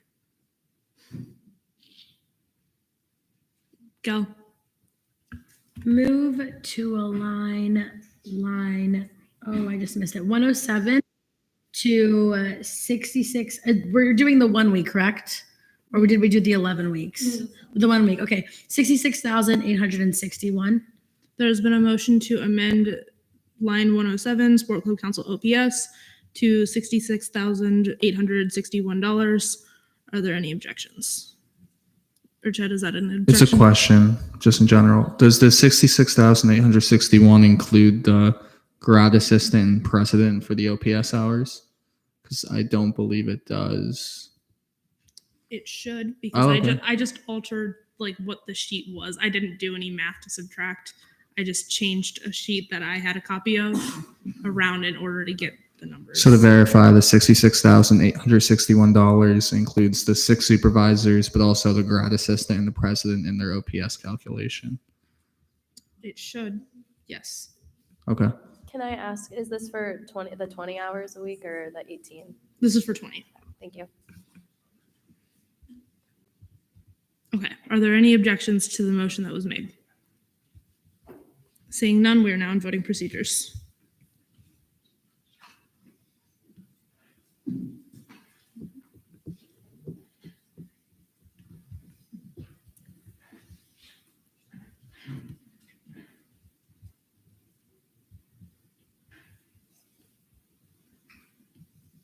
With a vote count of 13 to 0 to 0, the amendment is approved. I will change that on, that has been changed on the budget bill. Wilson, then Urched. Move to go to the student union. There's been a motion to return to the student union. Are there any objections? Seeing none, we are now there. Thank you, Sally Rose.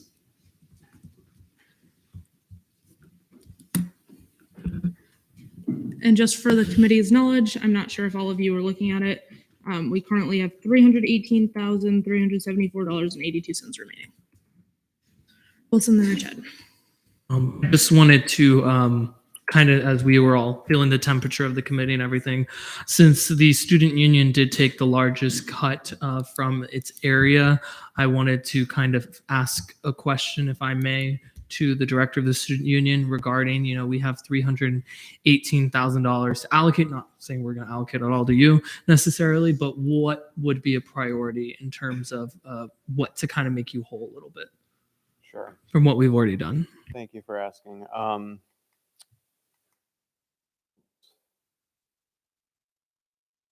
Where is it?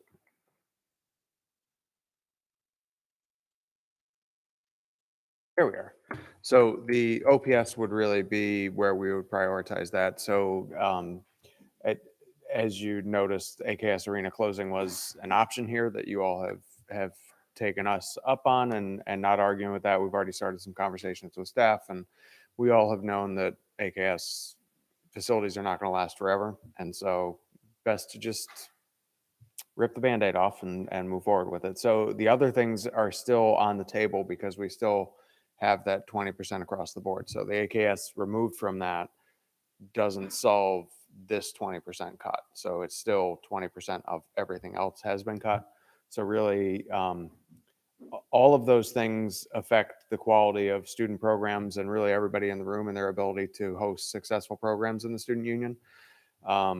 So whatever we can put back there is best. I don't have dollar amounts for these yet. Again, the events are very complicated to be able to work through these type of details. It'll take months for us to do that.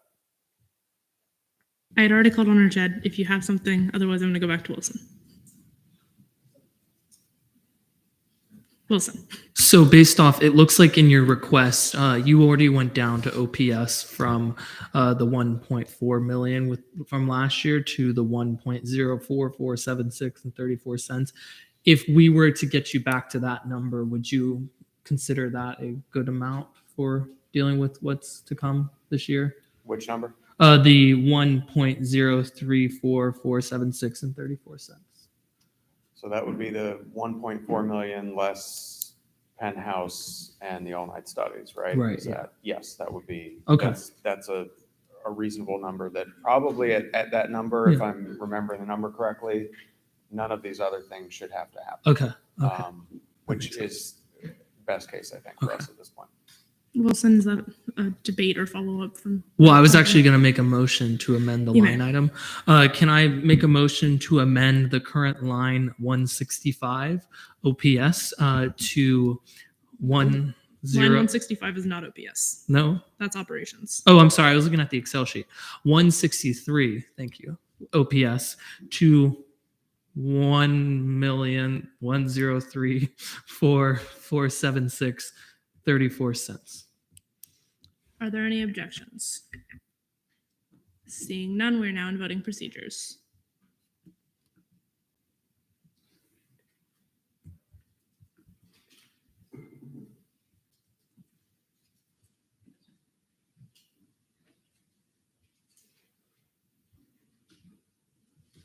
With a vote count of 14 to 0, the amendment is approved. Richard? Do I motion to go back to member discussion, or I'm not sure what you want to do. I just want to have, it's like a topic of debate, kind of, I guess. It's more so with the remaining money. I just want to address like one of the elephants in the room. Like, with the You can make a motion, and if people object, they object. So if I want to just like talk about something, do we have to go, can I just talk? yeah, Right. we can just. Can I just take Wilson, because it looks like he has. Yeah, Wilson. I was going to motion to actually go to the A&SF business office so we can put whatever, because R&R, is a big conversation and everything. It looks like whatever we have left for contingency's sake should go to R&R just to help with those potential issues. So I was going to motion to see the business office to get their perspective. Once again, you can make the motion. Yeah. I'm not going to stop All anyone. right, from I'll making motion, and if motions. someone objects, they can object. Motion to go to the business office. There's been a motion to go to the business office. Are there any objections? Seeing none, we are now there. And since we're looking at R&R, we might also want, just as a notice, Jim, you might have questions to answer. Okay. We are now at the business office. Gel, then Arched. I've heard this a lot, but I just need a brief explanation. What is R&R and what is the contingency plan? Because I have really no idea what it is. So R&R is repair and replacement. The specific projects is to replace specific things within our A&SF funded entities. So most of the things you'll see on that page right now are the RWC, like the HVAC, technology, flooring and fencing, etc. That's what that line is. Contingencies is in case something breaks or a disaster happens where we need to replace things and we haven't put money aside specifically for it, so that we can put money into it. Industry standard is 3%. What we currently have on the page is 0.75%. So, yeah. Okay, Arched. Yeah, I was going to suggest that with whatever remaining we have, we should strongly consider putting, honestly, like all of it or whatever we can get back towards that 3% back towards the R&R contingency. I mean, this year kind of noted pretty well with the hurricane, like thousands of students lost their homes. I know it's not a direct correlation, but it just shows the impact it could have on the structures. I mean, we got lucky. I can't speak to how strong the structures are, but in case something were to happen to one of the A&SF funded buildings, it's up to that account to fix it. And just the way things have been this year with the hurricanes and whatnot, I feel like it's of more importance to put more money towards the R&R account, at least somewhat closer to industry standards, since we're 2.25% beneath it. I'm going to take Allgaier, then Wilson. So speaking as the student at large, my preferred option here would be to put something back towards student experience. OSI, a lot of our event-based agencies and departments are taking a major hit, and I don't think we're thinking about how strong of an effect that it's going to have on our students in the coming year. I just want that to be considered. While I do agree with, at the very least, a good majority of the funds going back into R&R, because we do have, though the events will affect the students next year, R&R will affect the students 10 years down the line.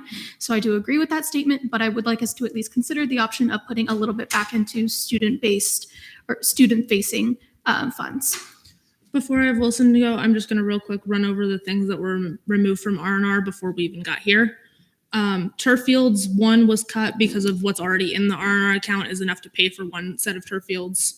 The HVAC was cut from, I believe it was at 150. Yeah, it was at 150 to 50,000.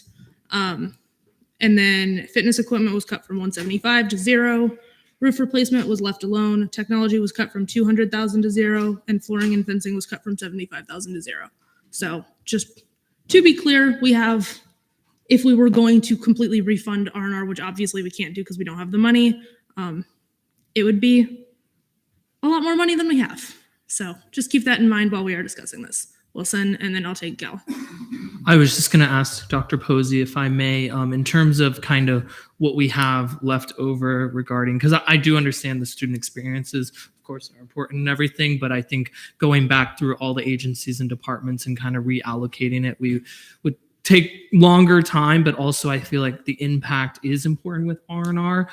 Can you just kind of explain where you would like for it to potentially see if we as a committee did allocate a lot of that $200,000 to the R&R or contingencies, whichever one? Well, basically, for that area, I would have to defer to one of the directors because they are the ones who will be impacted by the decision. I'm just the guide. Yeah, I'm going to redirect that question to Jim, if that's okay, because all the stuff that got messed with was his. Mess with, I like that term. I would say the primary area that's of the biggest concern of all the R&R lines is HVAC. That did lose some funding, and it's still, even with the funding that was requested, still behind. So that's the most important one. The fields are set up very specifically where $200,000 go in per year, $100,000 per set. At the end of 10 years, that's $1 million. That's what it costs to replace the fields. And that hasn't actually seen a significant increase. So it's still pretty consistent in getting that done. And then the third area I would probably address is technology, because we're getting woefully behind at the rec center. Go. Yeah, I would. I do think that some money should go back to R&R. I do not agree that all of it should go back. Out of the 208,000, I think I'd be comfortable. I think a fair amount would be saving like $50,000 at minimum to give back to agencies, and I think that leaves the R&R account with like 152,000 or something along that. I said a good portion of it, but I think we should add back to the student experience since we have made 13% cuts to a lot of agencies. Specifically, homecoming is one that I would like to see gain more. We were close to almost 400K, and now we're at like 318K. And we all know T-Pain and BOB, and we're not as competitive in that sense. And I think that brings a sense of unity. It brings a sense of school pride. I think it really unites the student body. So I would like to see other agencies like Homecoming, CAB, and whatnot also get some money back. Temple, then Wilson. Yeah, debate and then a question, please. You may. So yeah, I agree. We should probably divvy up the remaining funds we have between the R&R as well as the student experiences, because at the end of the day, this is what we're supposed to do. We're supposed to balance each out, or to create a balanced budget. With that, though, I would like to, at the very least, have some consideration from the director of the RWC, just for my own sake, in order to gauge where we should allocate our funds. So if I may direct a question to the director of the RWC. You may. Hi, Jim. So of the $208,374.82, how much do you personally think should be allocated to, like, for example, the HVAC at the bare minimum? Just like we have an idea of where to play. It's difficult for me to say if this is more important than what other groups have requested for their needs. Just even as I look at our own budget, to put $30,000 into our regular OPS budget opens up the rec center for an additional hour that was shut down. So those things are going through my mind, but at the same point, HVAC is a current issue now. I would just suggest that you would fund it as much as you reasonably think that you can do. Again, I don't think it's more important than other areas, but it's a very important area. So it was as clear as mud, wasn't I? Wilson.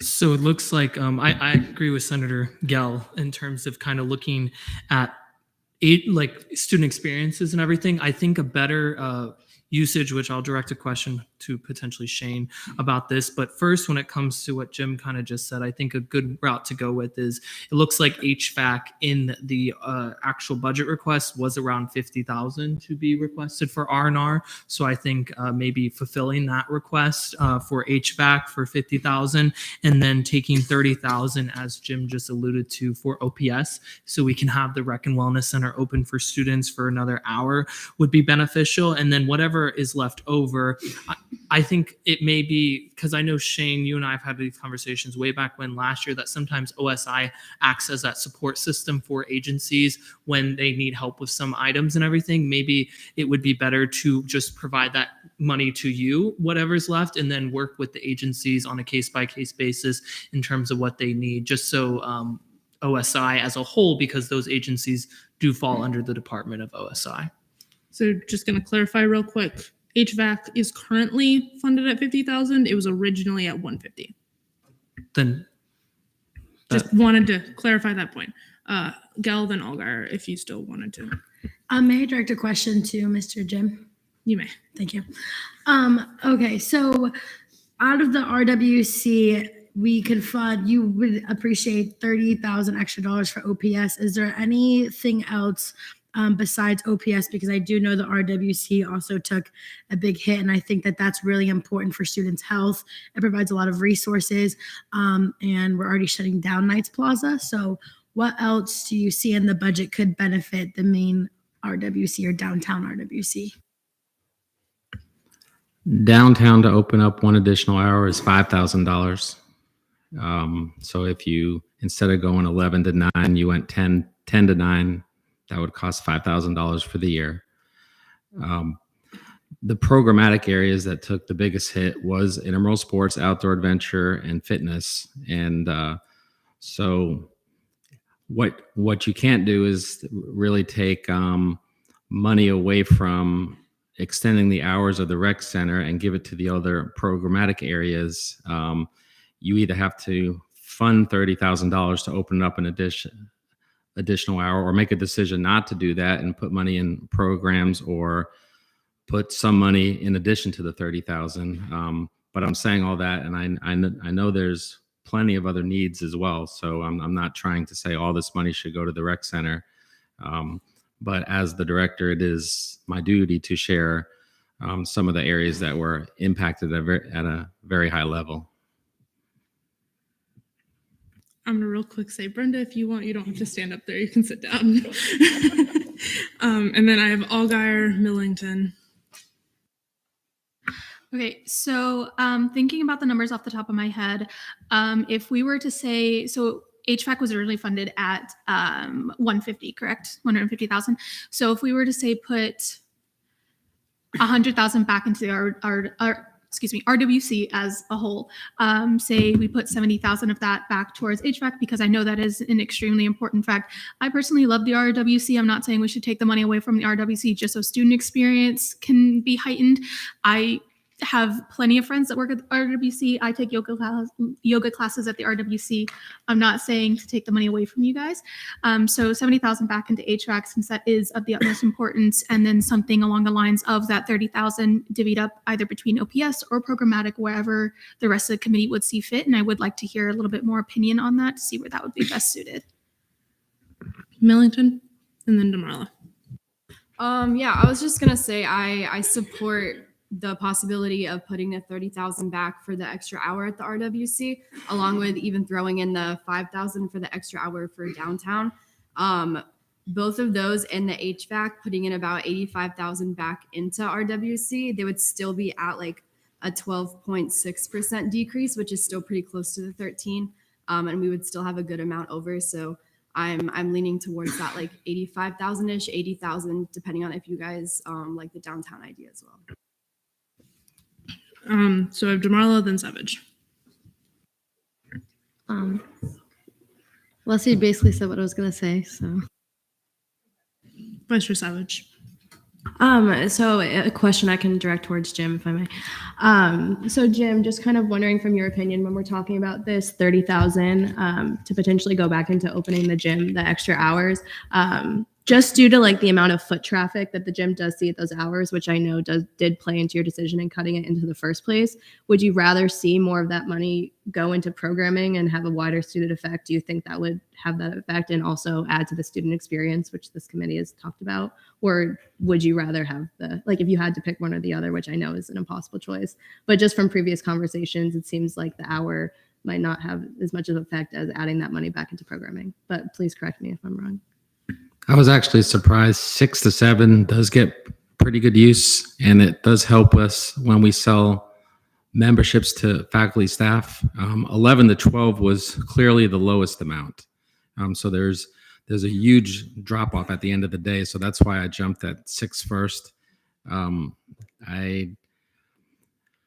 That's not an easy thing to answer. I mean, they're both just as important. I would say the rec center itself is an opportunity for all students where fitness, outdoor adventure, and intramural sports, while it's available to all students, it tends to go to the folks who are more interested in those particular programmatic areas. Anyone else? Because I haven't called any more names in my list. Elgar?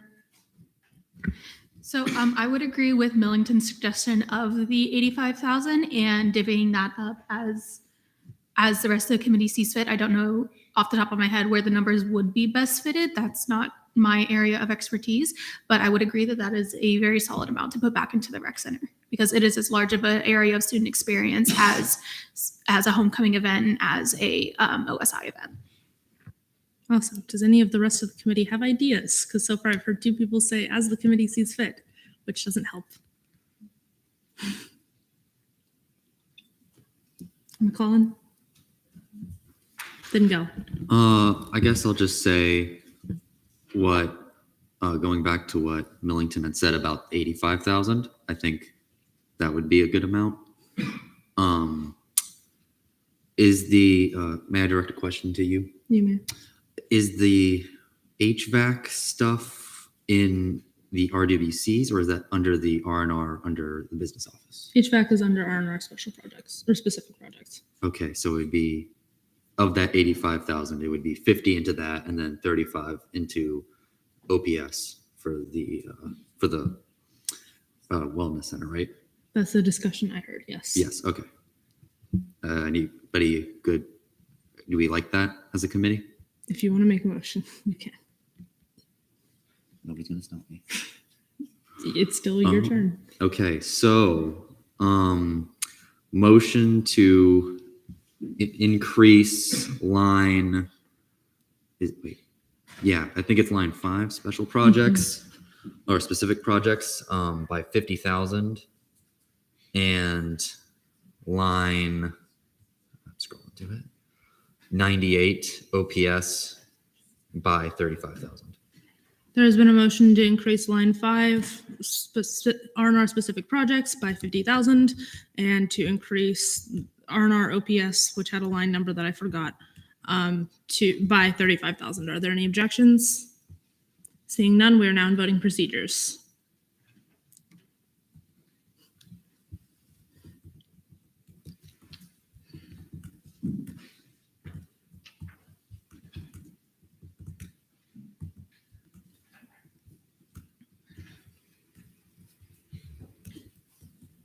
With a vote count of 13 to 0, the amendment passes. Gell, then Lopez, then Algar. So are we, you know what? Never mind. I yield. I will go. Lopez, then Algar. Just a question. So has the fiscal bill now with the remaining budget to be allocated updated or with the vote we just made? Not quite. Just a second. Okay. Then can I hold my second question until it updates? Now it's been updated. Hold. Okay. On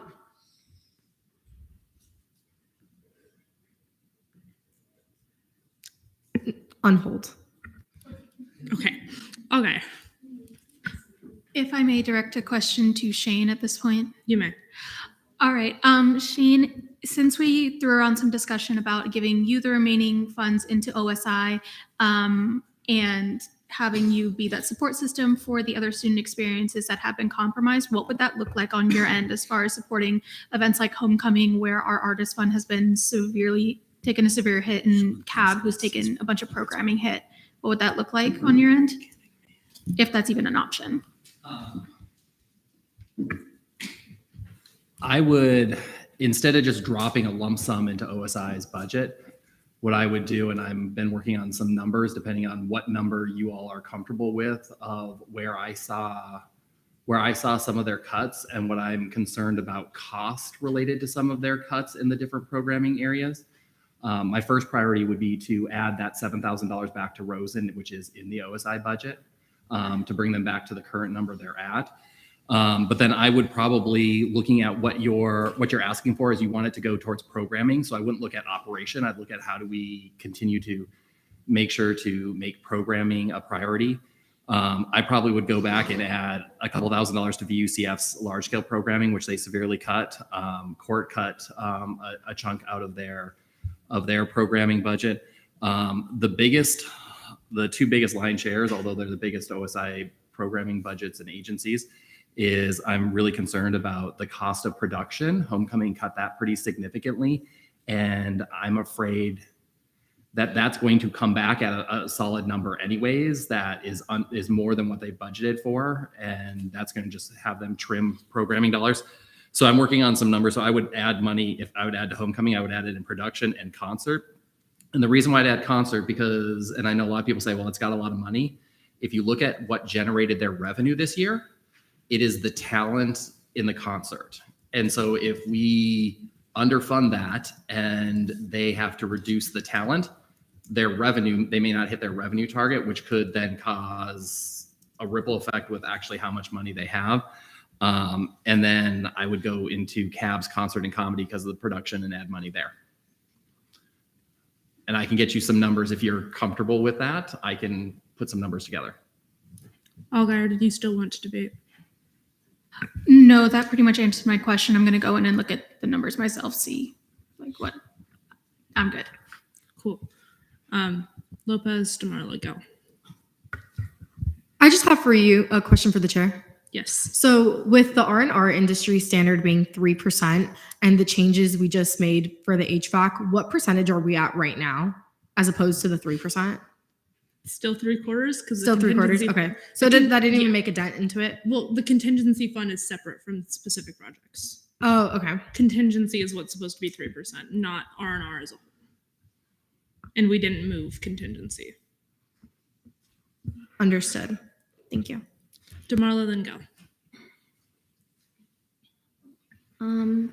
Motion to increase line 88 Rosen Life to 30,000 from 23,000. So increasing it by 7,000 to support our Rosen campus life.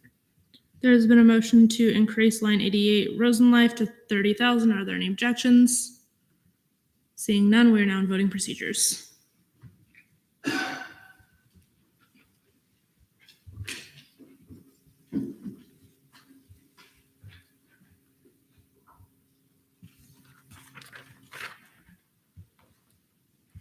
With a vote count of 10 to 0 to 3, that is approved. We're go. So are we in debate, like just, we can debate anything, or is it specific, is it specified to one thing? It's basically just general discussion. Perfect. So something that I wanted to throw out, just because it was said that, like, you know, a couple $1,000s is pennies. MSC's programming took a cut last year of $2,000 and significantly impacted the students and what they're able to do. So I think that I would like to see MSC's programming get, you know, it may be an additional $3,000 to help out Lavender Council, and saying that they do just have a cubicle in the space. Maybe they're able to do more programming within that. And so I guess I just wanted to open the discussion of allocating $3,000 to MSc programming. I know that they impacted my time at UCF, and they impact so many different organizations between LGBTQ+, between, I know, Hispanic orgs, Black orgs, Asian orgs. I think they impact a lot of students. So I just would like to hear discussion about that and seeing, is that something that we would be willing to do? Hall? Yeah, I guess just to piggyback off of that, I want to hear more about specifically increased programming, but I do intend, I'll wait till we kind of end the conversation with MSC to at least motion to put back their maintenance and repairs budget. It was $1,000. I think we can make that pretty easily, but I want to hear more about, I guess, people's thoughts on the programming. Demarla? Then Urchad.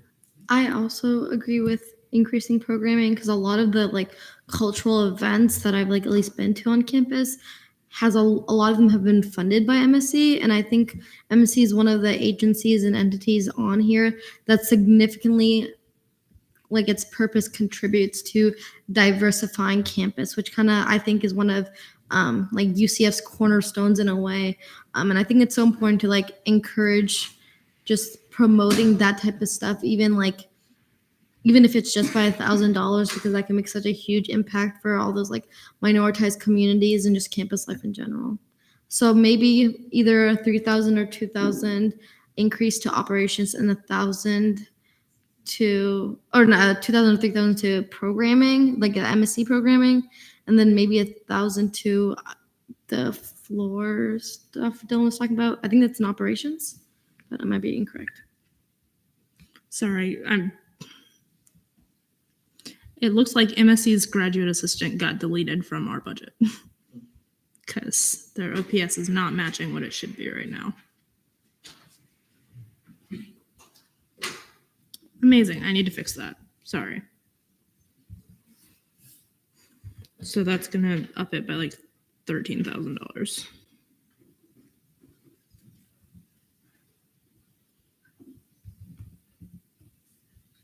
That was the wrong number entirely. Okay. Hall.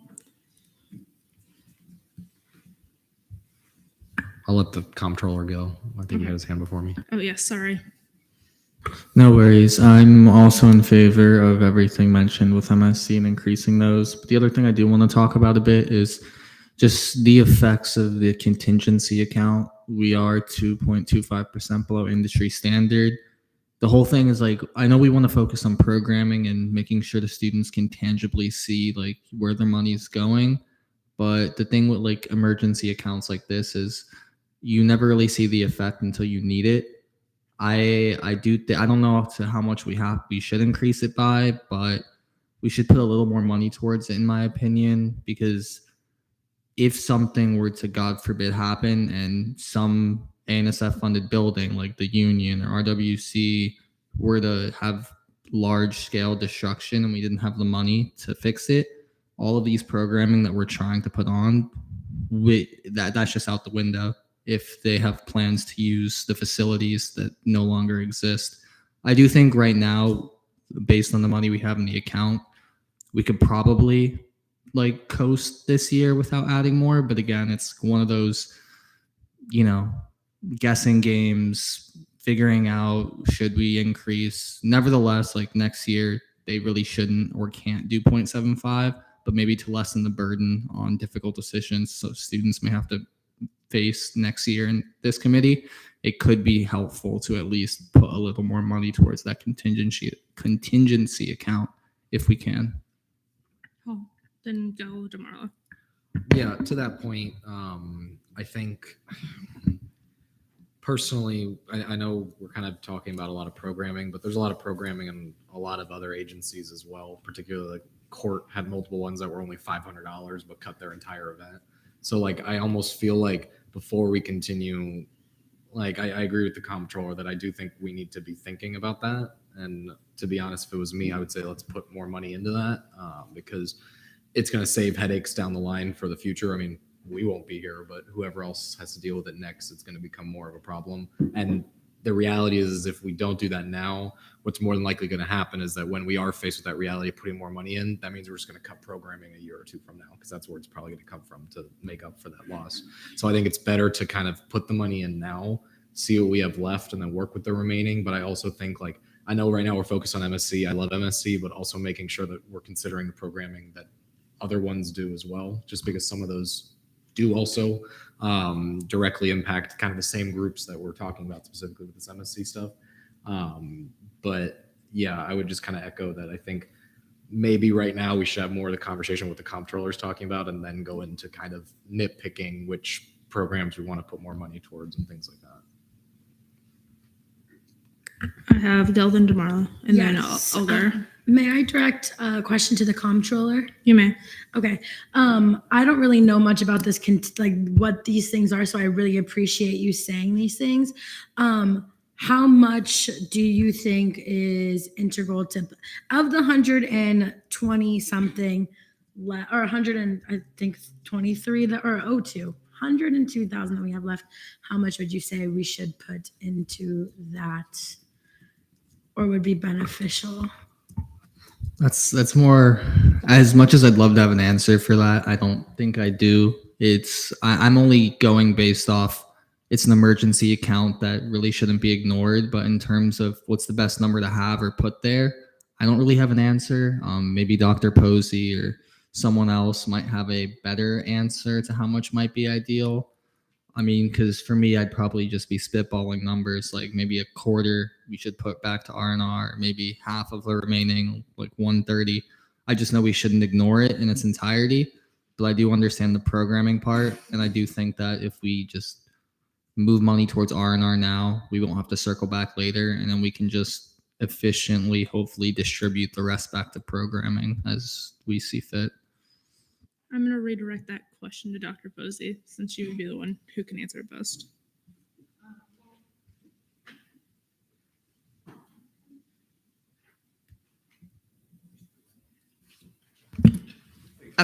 Okay, thanks. Well, as he mentioned, the university recommendation is typically 3%. I know during the past few years that I've been involved in this, we've put a portion up front, and then at the end of the fiscal year, if there's funding left, then we could go ahead and make that a whole number and just maybe write in the provision that a certain amount will be available, will be used, will transfer if it's available. I believe last year, I think it was 1.2, I believe, something like that. And of course, we did have some funding left, but being there may not be any funding left, my suggestion is that we can just do the best we can, whatever you guys see fit.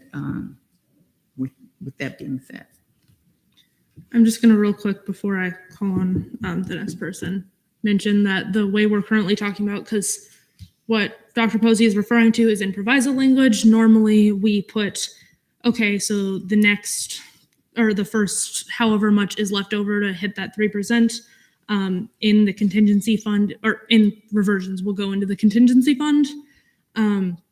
I've been talking with Shane a little bit about this and proviso language, because this year we're talking about doing something different, where since reversions are decreasing year by year, first allocating reversions to reversions for the next year, and then if we have more on top of that, putting that money elsewhere in R&R, whether that's in specific projects or in contingency, just because basically keeping the budget whole for the next year. We decreased from $3 million in reversion last year to $970,000, and that's basically what killed our budget this year. So if we could try not to do that for the next year, is basically the intent with changing the proviso language that way. Obviously, it's up to you guys whether the proviso language looks that way. That's going to be our meeting in January, what that's all about. But yeah, that's what I'm planning to bring in with proviso language, just to give some context to the situation. And then I believe the next person I had was DeMarlo. I was like thinking and like balancing out like student impact and like the contingency plan. I think that I'm pretty comfortable with putting 50K into contingency. I think that's like a good happy medium. I do understand that there are a lot of programming cuts. I think if I had to put them in any of the entities that fall under OSI, I would probably prefer MSC and Homecoming. But that's just my personal thing. But I do think either 50K or maybe like 40K in contingency might be good, because I know that we still have a lot of programming stuff that we do need to get to. I have all other than Holmes and Urchin. I was actually going to echo that statement. I was thinking 50K would be a good starting number, but just for my clarification, our remaining is currently at 104, 553 and 58 cents. Yes. Okay, thank you. So I'm still thinking about 50K. If that is what the rest of the committee agrees on, would be a good amount to put back into R&R. Okay. Holmes, then Urchin, then Gill. So I'm just going to echo those sentiments. When I did the math, it looked like it's about 51% like lower than last year's budget. So I would be comfortable with, I would say 40K at least in the contingencies, and then putting that 3,000 in MSC programming and the 1,000 back in maintenance. Urchin? Correct me if I'm wrong. I guess that's a question. We're at 0.75% for R&R. Correct. Motion to increase R&R by $45,500, an additional 0.25%, making it a total of 1% back to R&R. I object. Do you withdraw? I said I object just because I was going to. I'll withdraw. I was actually going to advocate for making R&R just 200K flat, which would mean allocating 63,500, and that would leave us with $41,000 to give back to different RSOs. I think that this contingency, I think we should be allocating a little bit more than 40K for something that's not even 0.5%. Just because we saw Hurricane Ian and that devastated Arden Villas, I would hate to see our campus get devastated and then us not have the resources. And so I think 63, it is a lot, but that still leaves us with $41,000. And if we can just put like 5,000 into different entities, I think we would have an ability to impact programming and also impact the contingency plan. And so I would like to make a motion to amend his.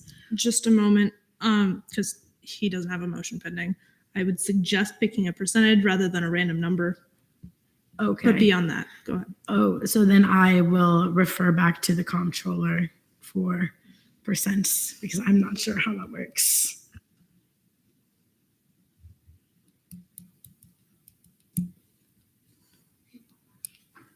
Now we sit in silence while Stephen does math.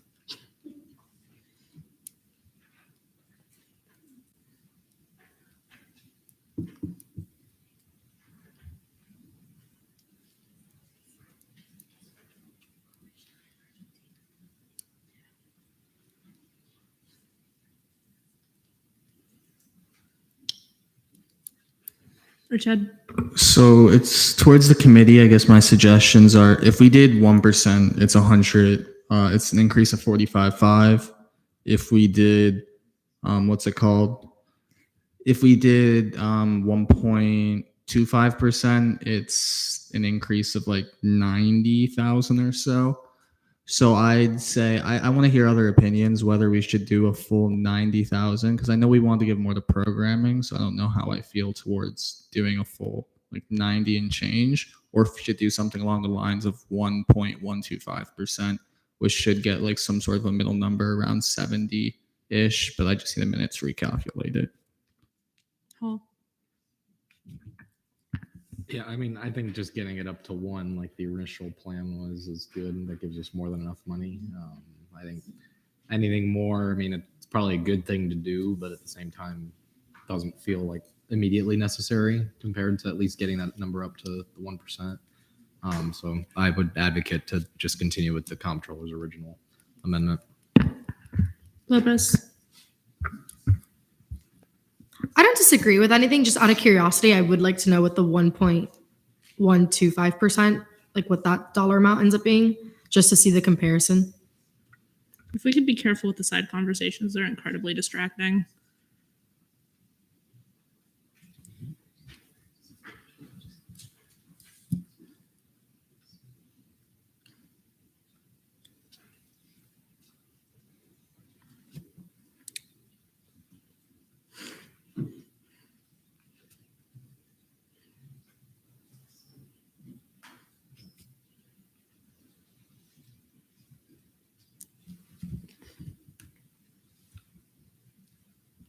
So 1.125% increase is 204,750, which is an increase of 68,250, which is pretty close to what Daisy said. So I am in favor of that. It should still leave a nice chunk for us to discuss where to reallocate while putting us at a reasonably safer number than previously mentioned. So I'll motion to increase the line 6 A&SF R&R contingency account by 68,250 to $204,750. That motion has been made. Are there any objections? Seeing none, we're now in voting procedure.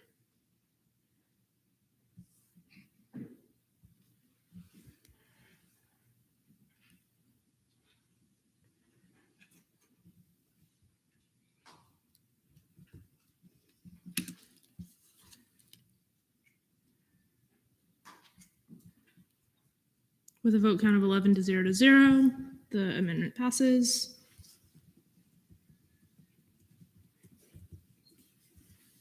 Okay, go. Move to amend line 71 MSC program to 134,000. There has been a motion to amend MSC programming to 134,000. Are there any objections? Seeing none, we're now in voting procedures.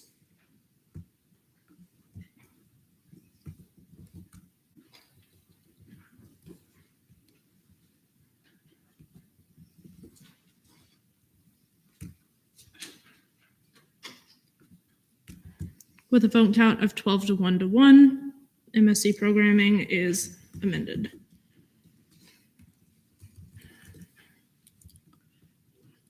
Jamarla Holmes Hall. Motion to move line 70 operations from 38,364 to 39,364 for an increase of 1,000. That motion has been made. Are there any objections? Seeing none, we're now there in voting procedures.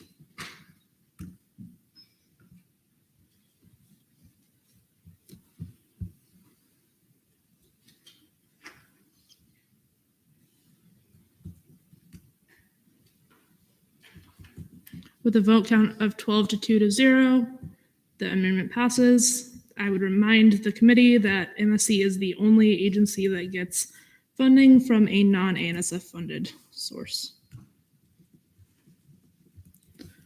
We have Holmes then Hall. No? Okay. Demarla.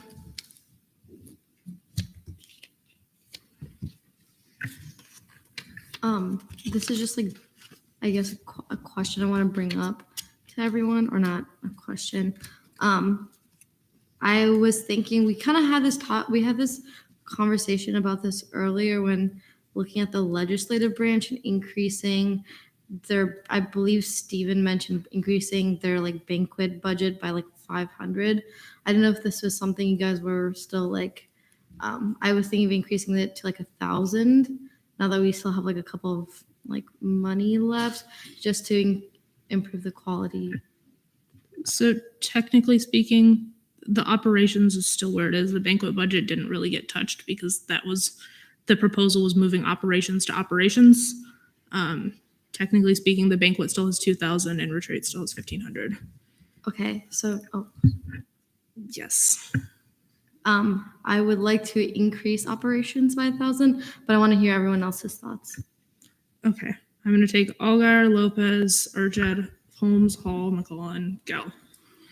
So I would agree with thinking about increasing that budget by the $1,000. I would also like to introduce the idea of thinking about increasing homecoming production by 15,000 or somewhere in that ballpark, putting money back into that funding to bring back where it needs to be for the next year's events. Lopez. I agree with you, Senator Zamarla. I would be comfortable increasing the legislative branch's operations by 1,000 if we also increase the judicial branch's operation by $1,000, just because they don't have a lot to work with. Rashid. I'm actually going to circle back to at-large Al Geier's comment. At least my priority right now, I do agree with everything Daniela said, but the homecoming is very dependent on the revenue they're going to bring in from the concert, comedy night, etc. And it's just getting more expensive to no fault of theirs, and we have less money to work with, which is no fault of ours. But if they struggle to find someone that will bring even some sort of an audience, I'm sure they're going to be creative to get people out. But some more money that they can hopefully use to bring in someone that at the end of the day, worst case scenario, they get someone better and they bring in more revenue, freeing up some more money for them. But I see the downsides of keeping that budget for an artist for a concert being too low as too large. So I'd say 10 to 15. I don't really have a good number in mind. So whatever the committee thinks they should add back, I just think that's a place we should focus on. But I do agree with adding to the just the operations in general for legislative and judicial. I have Holmes, then Hall, then McClellan, then Gell, then DeMarla. First, then Millington. Sorry. First, a clarifying question to the chair. You may. Is retreat under operations? Yes. Okay. So yeah, I'm going to agree with the individuals who spoke before me regarding operations in the legislative branch. I think 1,000 regarding the quality of the retreat.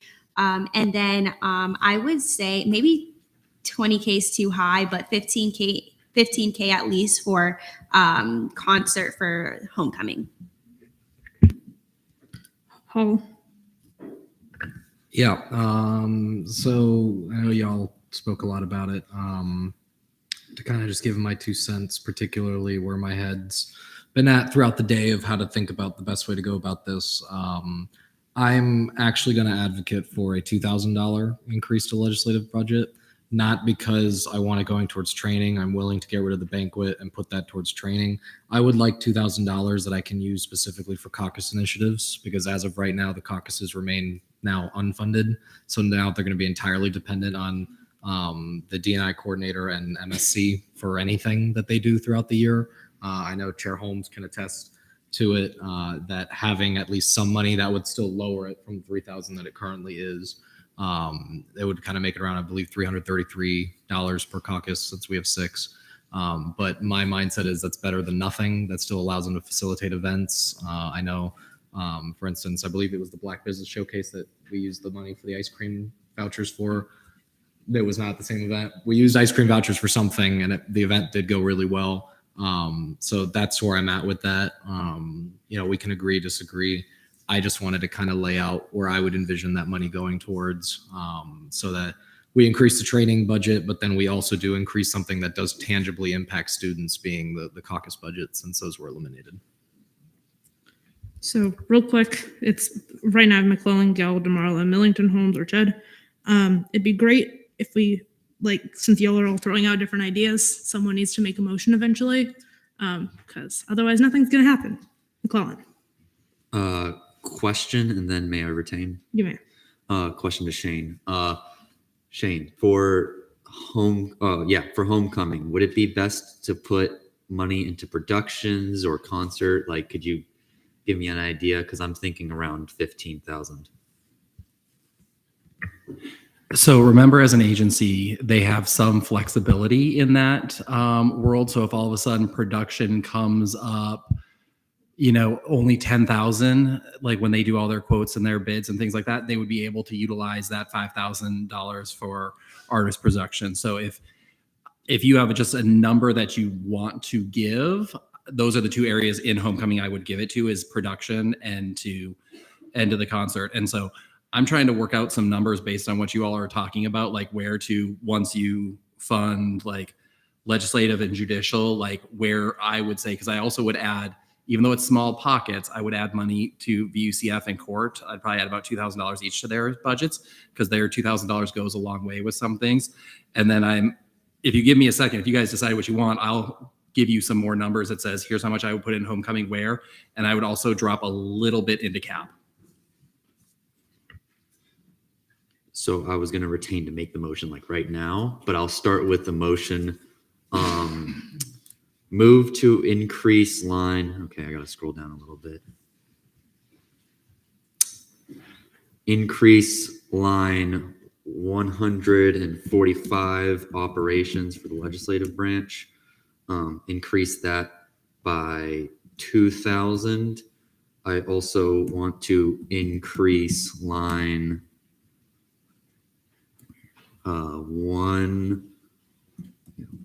140 judicial operations by 1,000, and I'll start with that. Are there any objections to the amendment? Holmes, is that an objection? McClellan, do you withdraw? Yes. Sorry, Ryan. Okay. It is. That's not how this works. I'm sorry. The only reason I let Gail do it was because she was already on my list next to speak. All you did was object. It doesn't go straight to you. So I can't make any debate.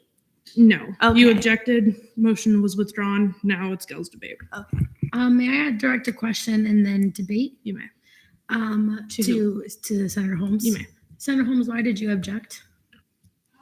I would just like a little bit more clarification, like on why we want to add 1,000 to judicial. I know it was mentioned, but like I kind of want a little bit of discussion on it. Just like, I guess, like a recap on why that's wanted.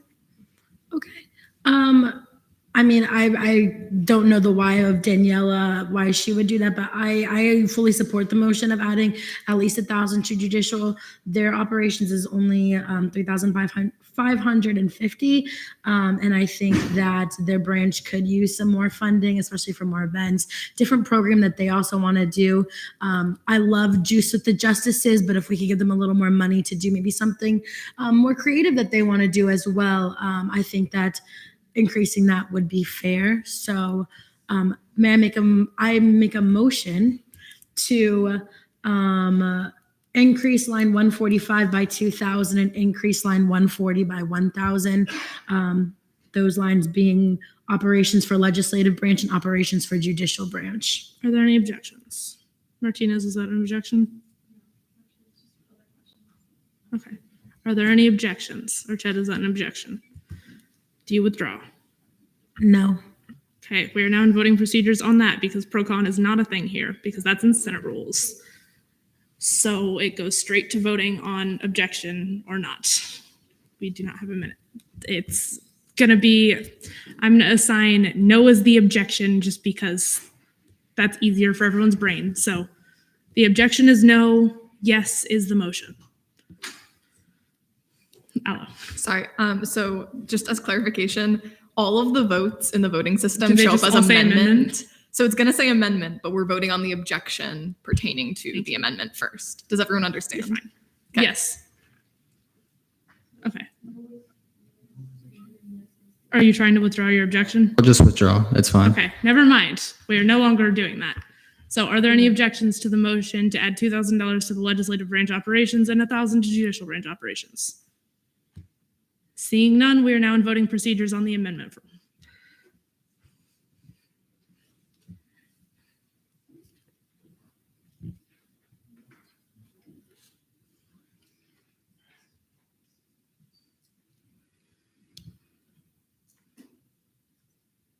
With a vote count of 8-3-1, the amendment passes. DeMarla. You're up. Okay. Millington. Holmes. Or Ted. What I was going to mention before was just some extra piece of information. Exec absorbed about $500 worth of judicial's budget, so I was probably going to go a little lower with their amount since they already have an extra 500 just within since we absorbed it. It's very small, so it doesn't make a large difference. Other than that, I'm going to actually, can I address a question to Shane really quick? You may. For Cab's concert, do you have any suggestions for how much we should increase it by so we don't just throw an arbitrary number at it? Okay. Sorry, the numbers we're looking at is 10,000 to the CAP concert, 10,000 to homecoming production, and 5,000 to homecoming concert. I'll let you make the motion. I think I'll yield and listen to some more debate. Okay. Martinez, Gill, DeMarla. So just a quick question. So I know with sports clubs, we cut the funding where they rent out the College of Education for practices. That was about $15,000. If there's any extra money, I would like to see some money there. This is where a lot of our sports clubs practice, and like you're taking away recreation from them. So I would like to see some. Gill, then DeMarla. Yeah. And So, okay, thank you. Sorry, I didn't mean to interrupt you. No, you're so good. we have we have 32,000 left. Is that correct? Around roughly that. The number on the bottom of the page is correct. Okay, I just wanted to clarify. Okay, so and Algire, may I direct a question to Algire? You may. Thank you. Algire, you said 10,000 to concert and 10,000 to production for an increase of $20,000 to homecoming. No, it was 10,000 to production and 5,000 to concert. And then 10,000 to CAB concert. Okay, got it. I would argue you said 5,000 to concert. I would argue 10,000 to concert for homecoming and 7 or maybe 5,000 to production. I guess from my perspective, I know concert brings a lot of revenue. If we could increase our concert back to what they requested, I feel like they requested that amount maybe because they have experience looking at different artists and saying that, okay, a competitive artist come around 159,000. Shane, you can correct me if I'm wrong. But I would advocate for a 10,000 increase in homecoming concert, whereas maybe a 5,000 increase in CAB concert. That's just my opinion. So I would like to hear debate on that, flipping the concert values of CAB and homecoming. Just going to jump in. Sorry, I forgot to make the amendment of $3,000 that we had passed earlier. It's $29,300. DeMarla, then McClellan, then Urched. I also agree with Daisy that it should be 10,000 for homecoming. And then also, this is like a very small amount, but I didn't realize until Steven said it, that they already do get like a 500 increase. So maybe I'd like to hear if people want to amend it to just a 500 increase for judicial, so that like it adds up to 1,000 in total, I believe is what he was saying, but I might be wrong. Lopez, do you want to speak directly on that point? You may. I also forgot that we did that. So is there anyone like lined up after me? Yeah, we have DeMarla and then, or just McClellan and Urched. Okay, I was just gonna make a motion on that. But you may. Okay, so motion to, I have to find it. Okay, so motion to decrease line 140 by $500. There's been a motion to decrease line 140 by $500. Are there any objections? Seeing none, we're now in voting procedures.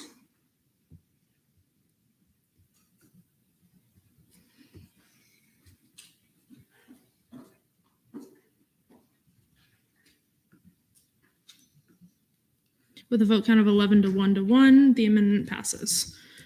McClellan, then Urched. Never mind, just Urched. So for homecoming, regardless if we put it to production or concert, Shane had mentioned earlier, they have flexibility. They don't use enough for production. They can pull, vice versa with concert. So there's not a huge point arguing between line items. So with that, I'll just make the motion. Motion for line 32 for homecoming concert to increase by $10,000. Motion for line 40 production for homecoming to go up by $5,000. And then motion for line 18 CAB concert to go up by $10,000. That motion has been made. Are there any objections? Damarla, or Chad, do you, I assume that's an objection. Or Chad, do you withdraw? Sure. Okay. I don't have anyone else lined up. Gel, then Damarla. Oh, I'm gonna yield to Damarla. Damarla. Can I do the same thing that Steven did, but make it 5,000 for cab? Or do I have to repeat it all over again? Do you still have the amendment written down? Yes. Yes, you can just change it to 5,000 for cab. Okay. Are there any objections to that amendment? Seeing none, we're now in voting procedures.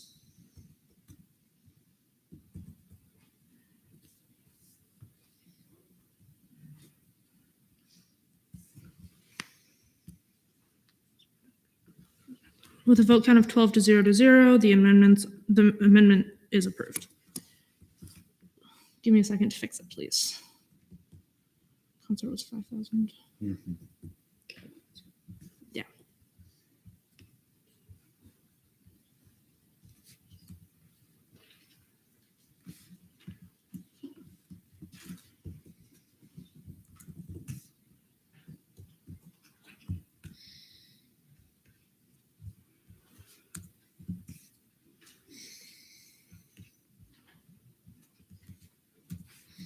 Okay. Go. Move to amend line 179, volunteer UCF, large scale events, by, did we say 1,000? 2,000. 2,000. So making it 1,500, 350. There's been a motion to amend line 179, large scale events, to 15,350. Are there any objections? Seeing none, we're now in voting procedures.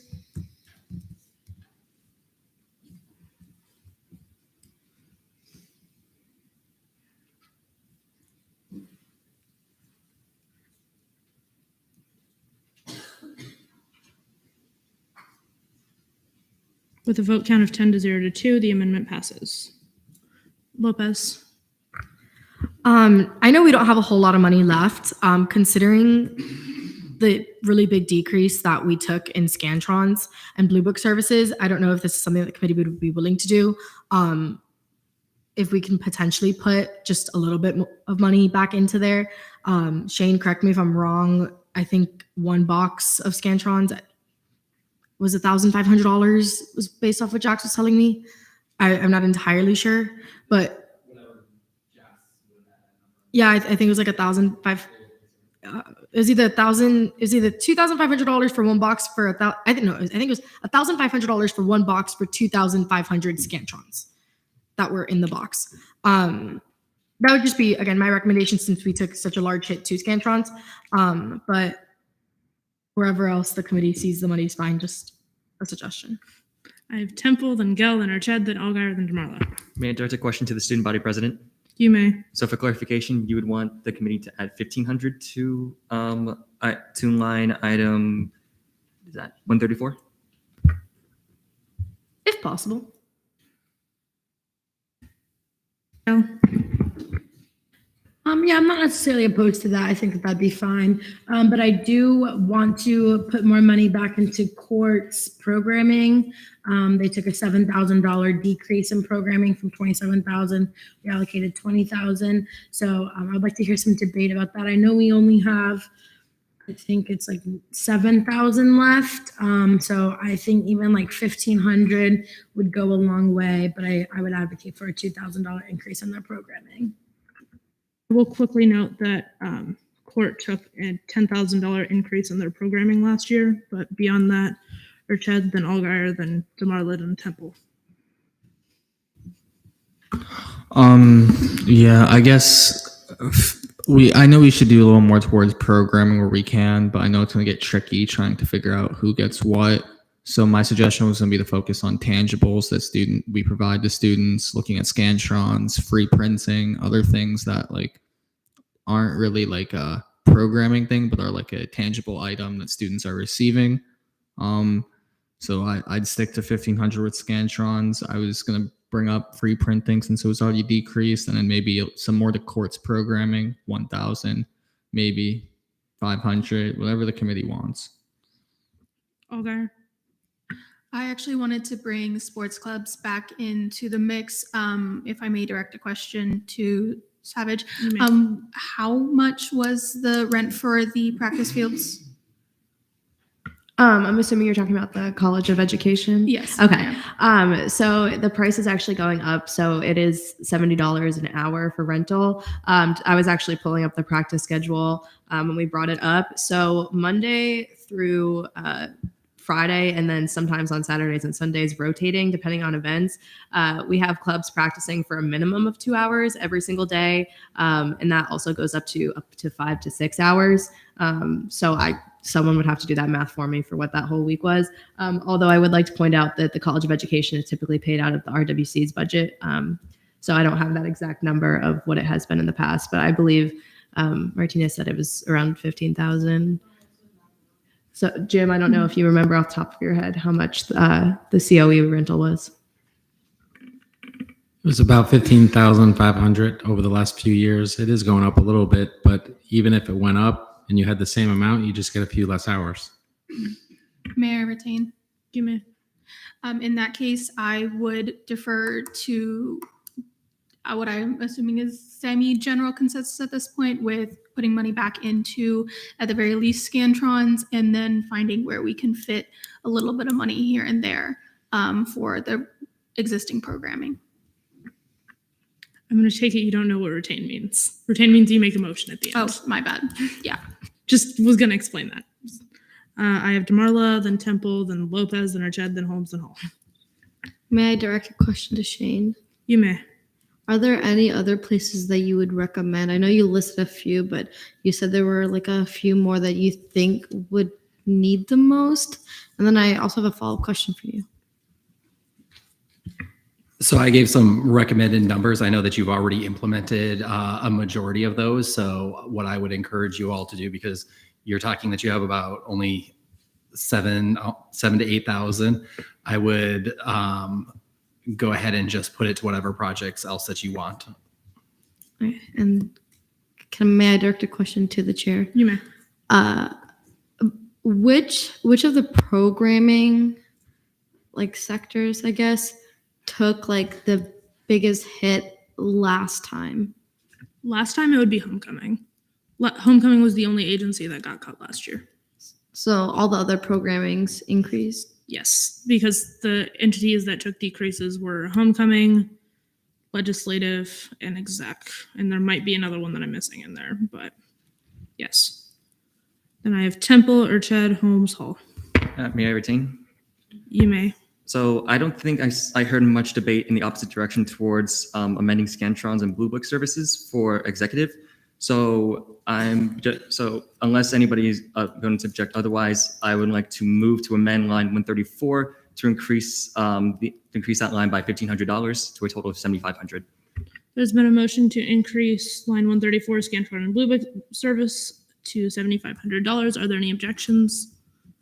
Seeing none, we're now in voting procedures.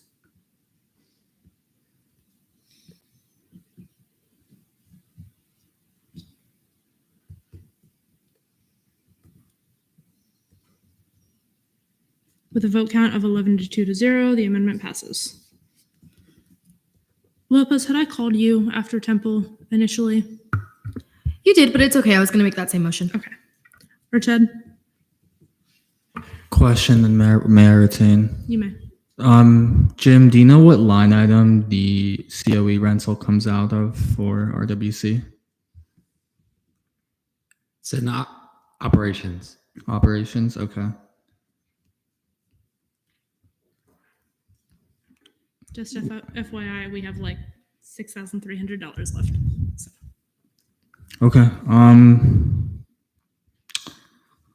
going to make a motion to amend line 100, the operations for the RWC increase by 5,000, a third of what they had before. It seems like they use that COE very frequently with all the clubs. To cut it into entirety would be do I need to speak on this? Should I just stop? Cutting it to a third still going to heavily limit the practice hours, but honestly, it's better than nothing.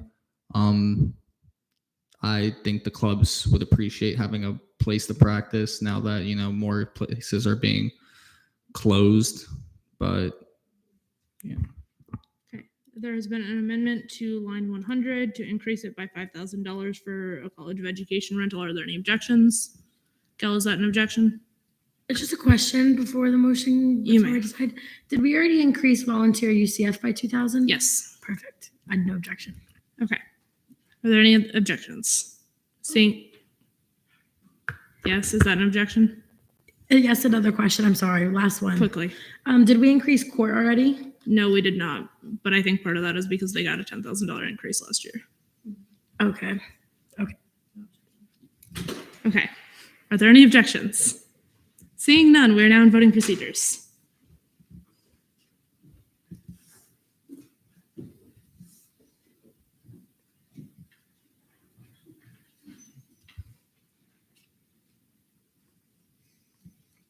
With a vote count of 10 to 1 to 2, the amendment passes. We now have $1,303.58 left to allocate. I have Holmes, then Hall, then Gell. Did I? No, it is you two. Holmes and Hall, then Gell and Martinez.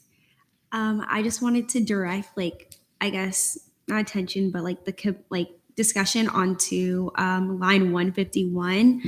It says that our speaker initiatives are $0. I just wanted to see if how we feel about at least 500 in there, because there's not a lot of money around to go for caucuses, and a lot of the caucuses are picking up speed on events and having to switch from two different budgets, taking from exec's budget and the speaker initiative. So if we could add some money into there, that would be I don't know. I want to see what y'all think about that. I have Hall, then Gell, then Martinez, then DeMarla, then Lopez. Well, that worked out. But while I would love more money, I think based off of the initial plan, the $2,000, my intention is again to get rid of the banquet line, put that into training, and then that $2,000 that we've added is going to go into special projects, which is listed in operations. That will be for that purpose. Speaker initiatives itself was removed, so that's kind of where I'm at. I'll take more money, but at the end of the day, that's kind of where we were at to make sure that worked like that. And then all I was going to advocate for is, I know we said that they got a big increase, but even if you gave court $500, that saves their fall fest or their spring fest or something like that. So I still think maybe giving a little bit, if not whatever, to court would not be the worst idea, since they're kind of the only agency that does programming that we didn't give a little bit back to, I guess. Even though, yes, I know that they got a big increase, but at the end of the day, they just got pretty much a good chunk of their programming ripped apart. So I have Gell, then Martinez, then DeMarla, then Lopez. Yeah, I'm going to echo not supporting putting more money back into the legislative branch speaker initiatives. I don't think that would be. I just personally don't care to see the money there. I think we've already got an increase. Where I would say I would like to see money at is operations for student legal services. That also took a big cut if you look at line 157. And I would also like to see some money back in court as well. I figured we could put 500 in court. I think that would be great. But yeah, I just wanted to speak against adding the speaker initiatives and maybe looking to put more money into SLS in court. Martinez, DeMarla, Lopez. So one thing that I wanted to bring up was we haven't given any money back or anything to Nithon. They do have a 20-hour main event.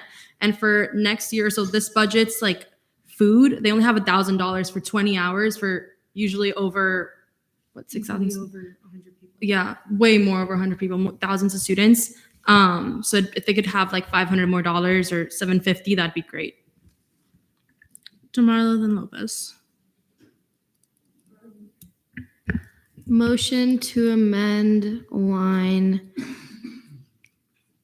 54 main event for Nithon from 36,500 to 37,000 for an increase of 500, and then also line 47 operations for court from 3,750 to 4,250 for an increase of 500 as well.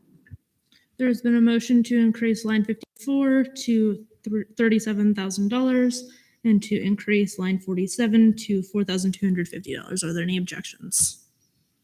Seeing none, we are now in voting procedures.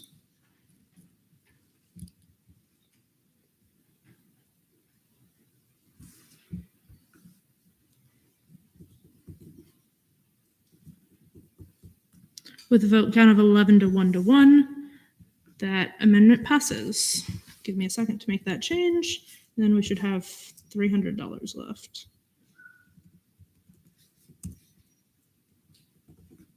Yes, we have $303.58. Lopez, you were the final person I had on my list.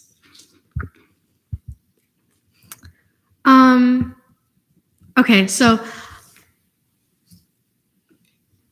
I would potentially, I just knowing that finals week just finished, I would potentially like to add, even if it's a little bit of more money, into the student union study union programming. That's something that a lot of students enjoy. We don't have that much money left to work with. This is by no means am I gonna die on this hill, but unless anyone else sees a better way to spend the $300. Hall, then go. I guess the only other option, because I don't particularly care either, would be to put that money into SLS, just to give them a little bit more operations. But I think whatever option we pick is, minimal. So Go. Yeah, I think study union's fine, SLS is fine, or even cinema for cab.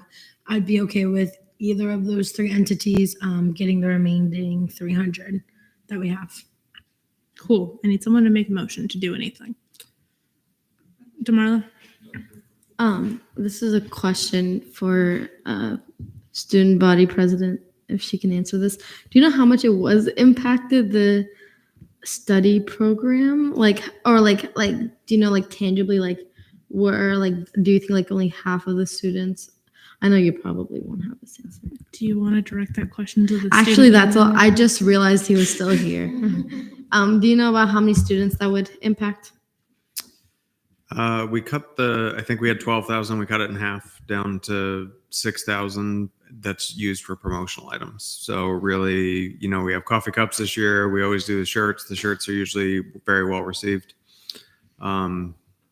It certainly, no matter where you all put the money, if the committee is saying they value study union, then we can move some money operationally as well, if needed. Demarla, did you have something else? I was just gonna recommend if it's just promotional items, I think maybe putting in an SLS might be best. Okay, McClellan, then go. Real quick about the whole court $500. That was into operations instead of programming. The motion was. Did we want to go and put it into programming? May I retain? You may. Motion to transfer $500 from line 47 into line 48, Knights of the Round Table programming. That motion has been made. Are there any objections?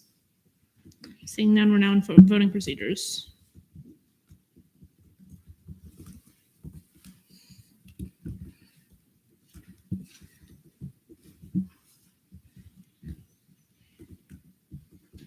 With a vote count of 14 to 0, the amendment passes. Lopez, then Gell, or no, I had Gell, sorry. Gell, then Lopez, then Hall. Motion to put the rest of the money into operations for SLS. Line being? Line 157, sorry. Okay. There's been a motion. Is that an objection, Lopez? I'm not objecting. I just have a question further on legal services. So I'm looking at their operations page right now. And again, I don't object to it. I'm just wondering if we would be putting it just into their operations as a whole, or what specifically this would aid. I know they had their publications. I just didn't know. There's also office supplies, cleaning supplies. I just didn't know what benefit to the students this would have us, unless we we were harping on programming and student experience. So I just didn't know realistically what this would be helping. I'm just gonna say, no matter where we put it, they're just gonna. Oh yeah, no, that's what I'm saying. That's what I'm saying. I recognize that too. I didn't know if Daisy had something specific in mind. I can answer, correct, Chair? Okay, awesome. Just making sure. Yeah, honestly, I just remember we cut their position. I remember how SLS was.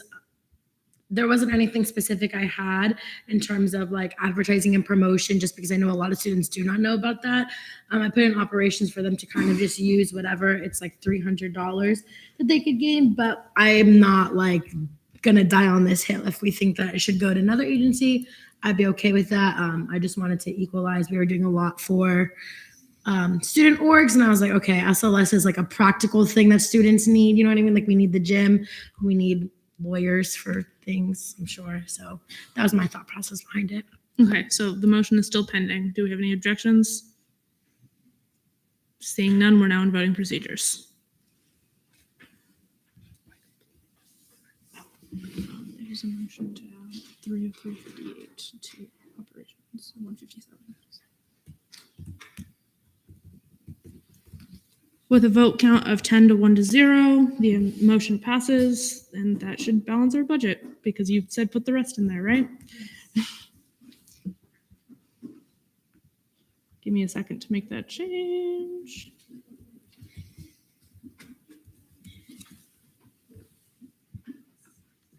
Okay.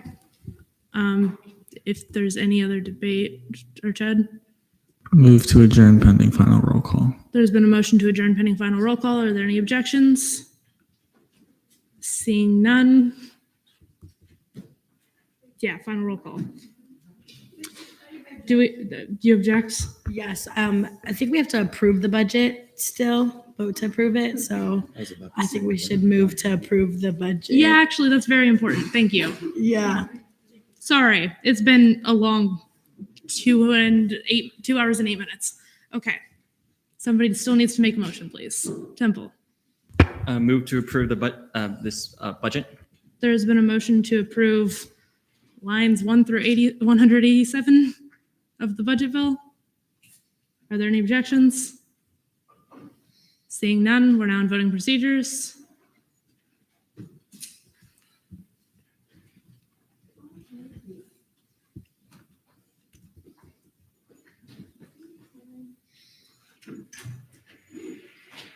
With a vote count of 14 to 0 to 0, the budget bill stands approved. Temple.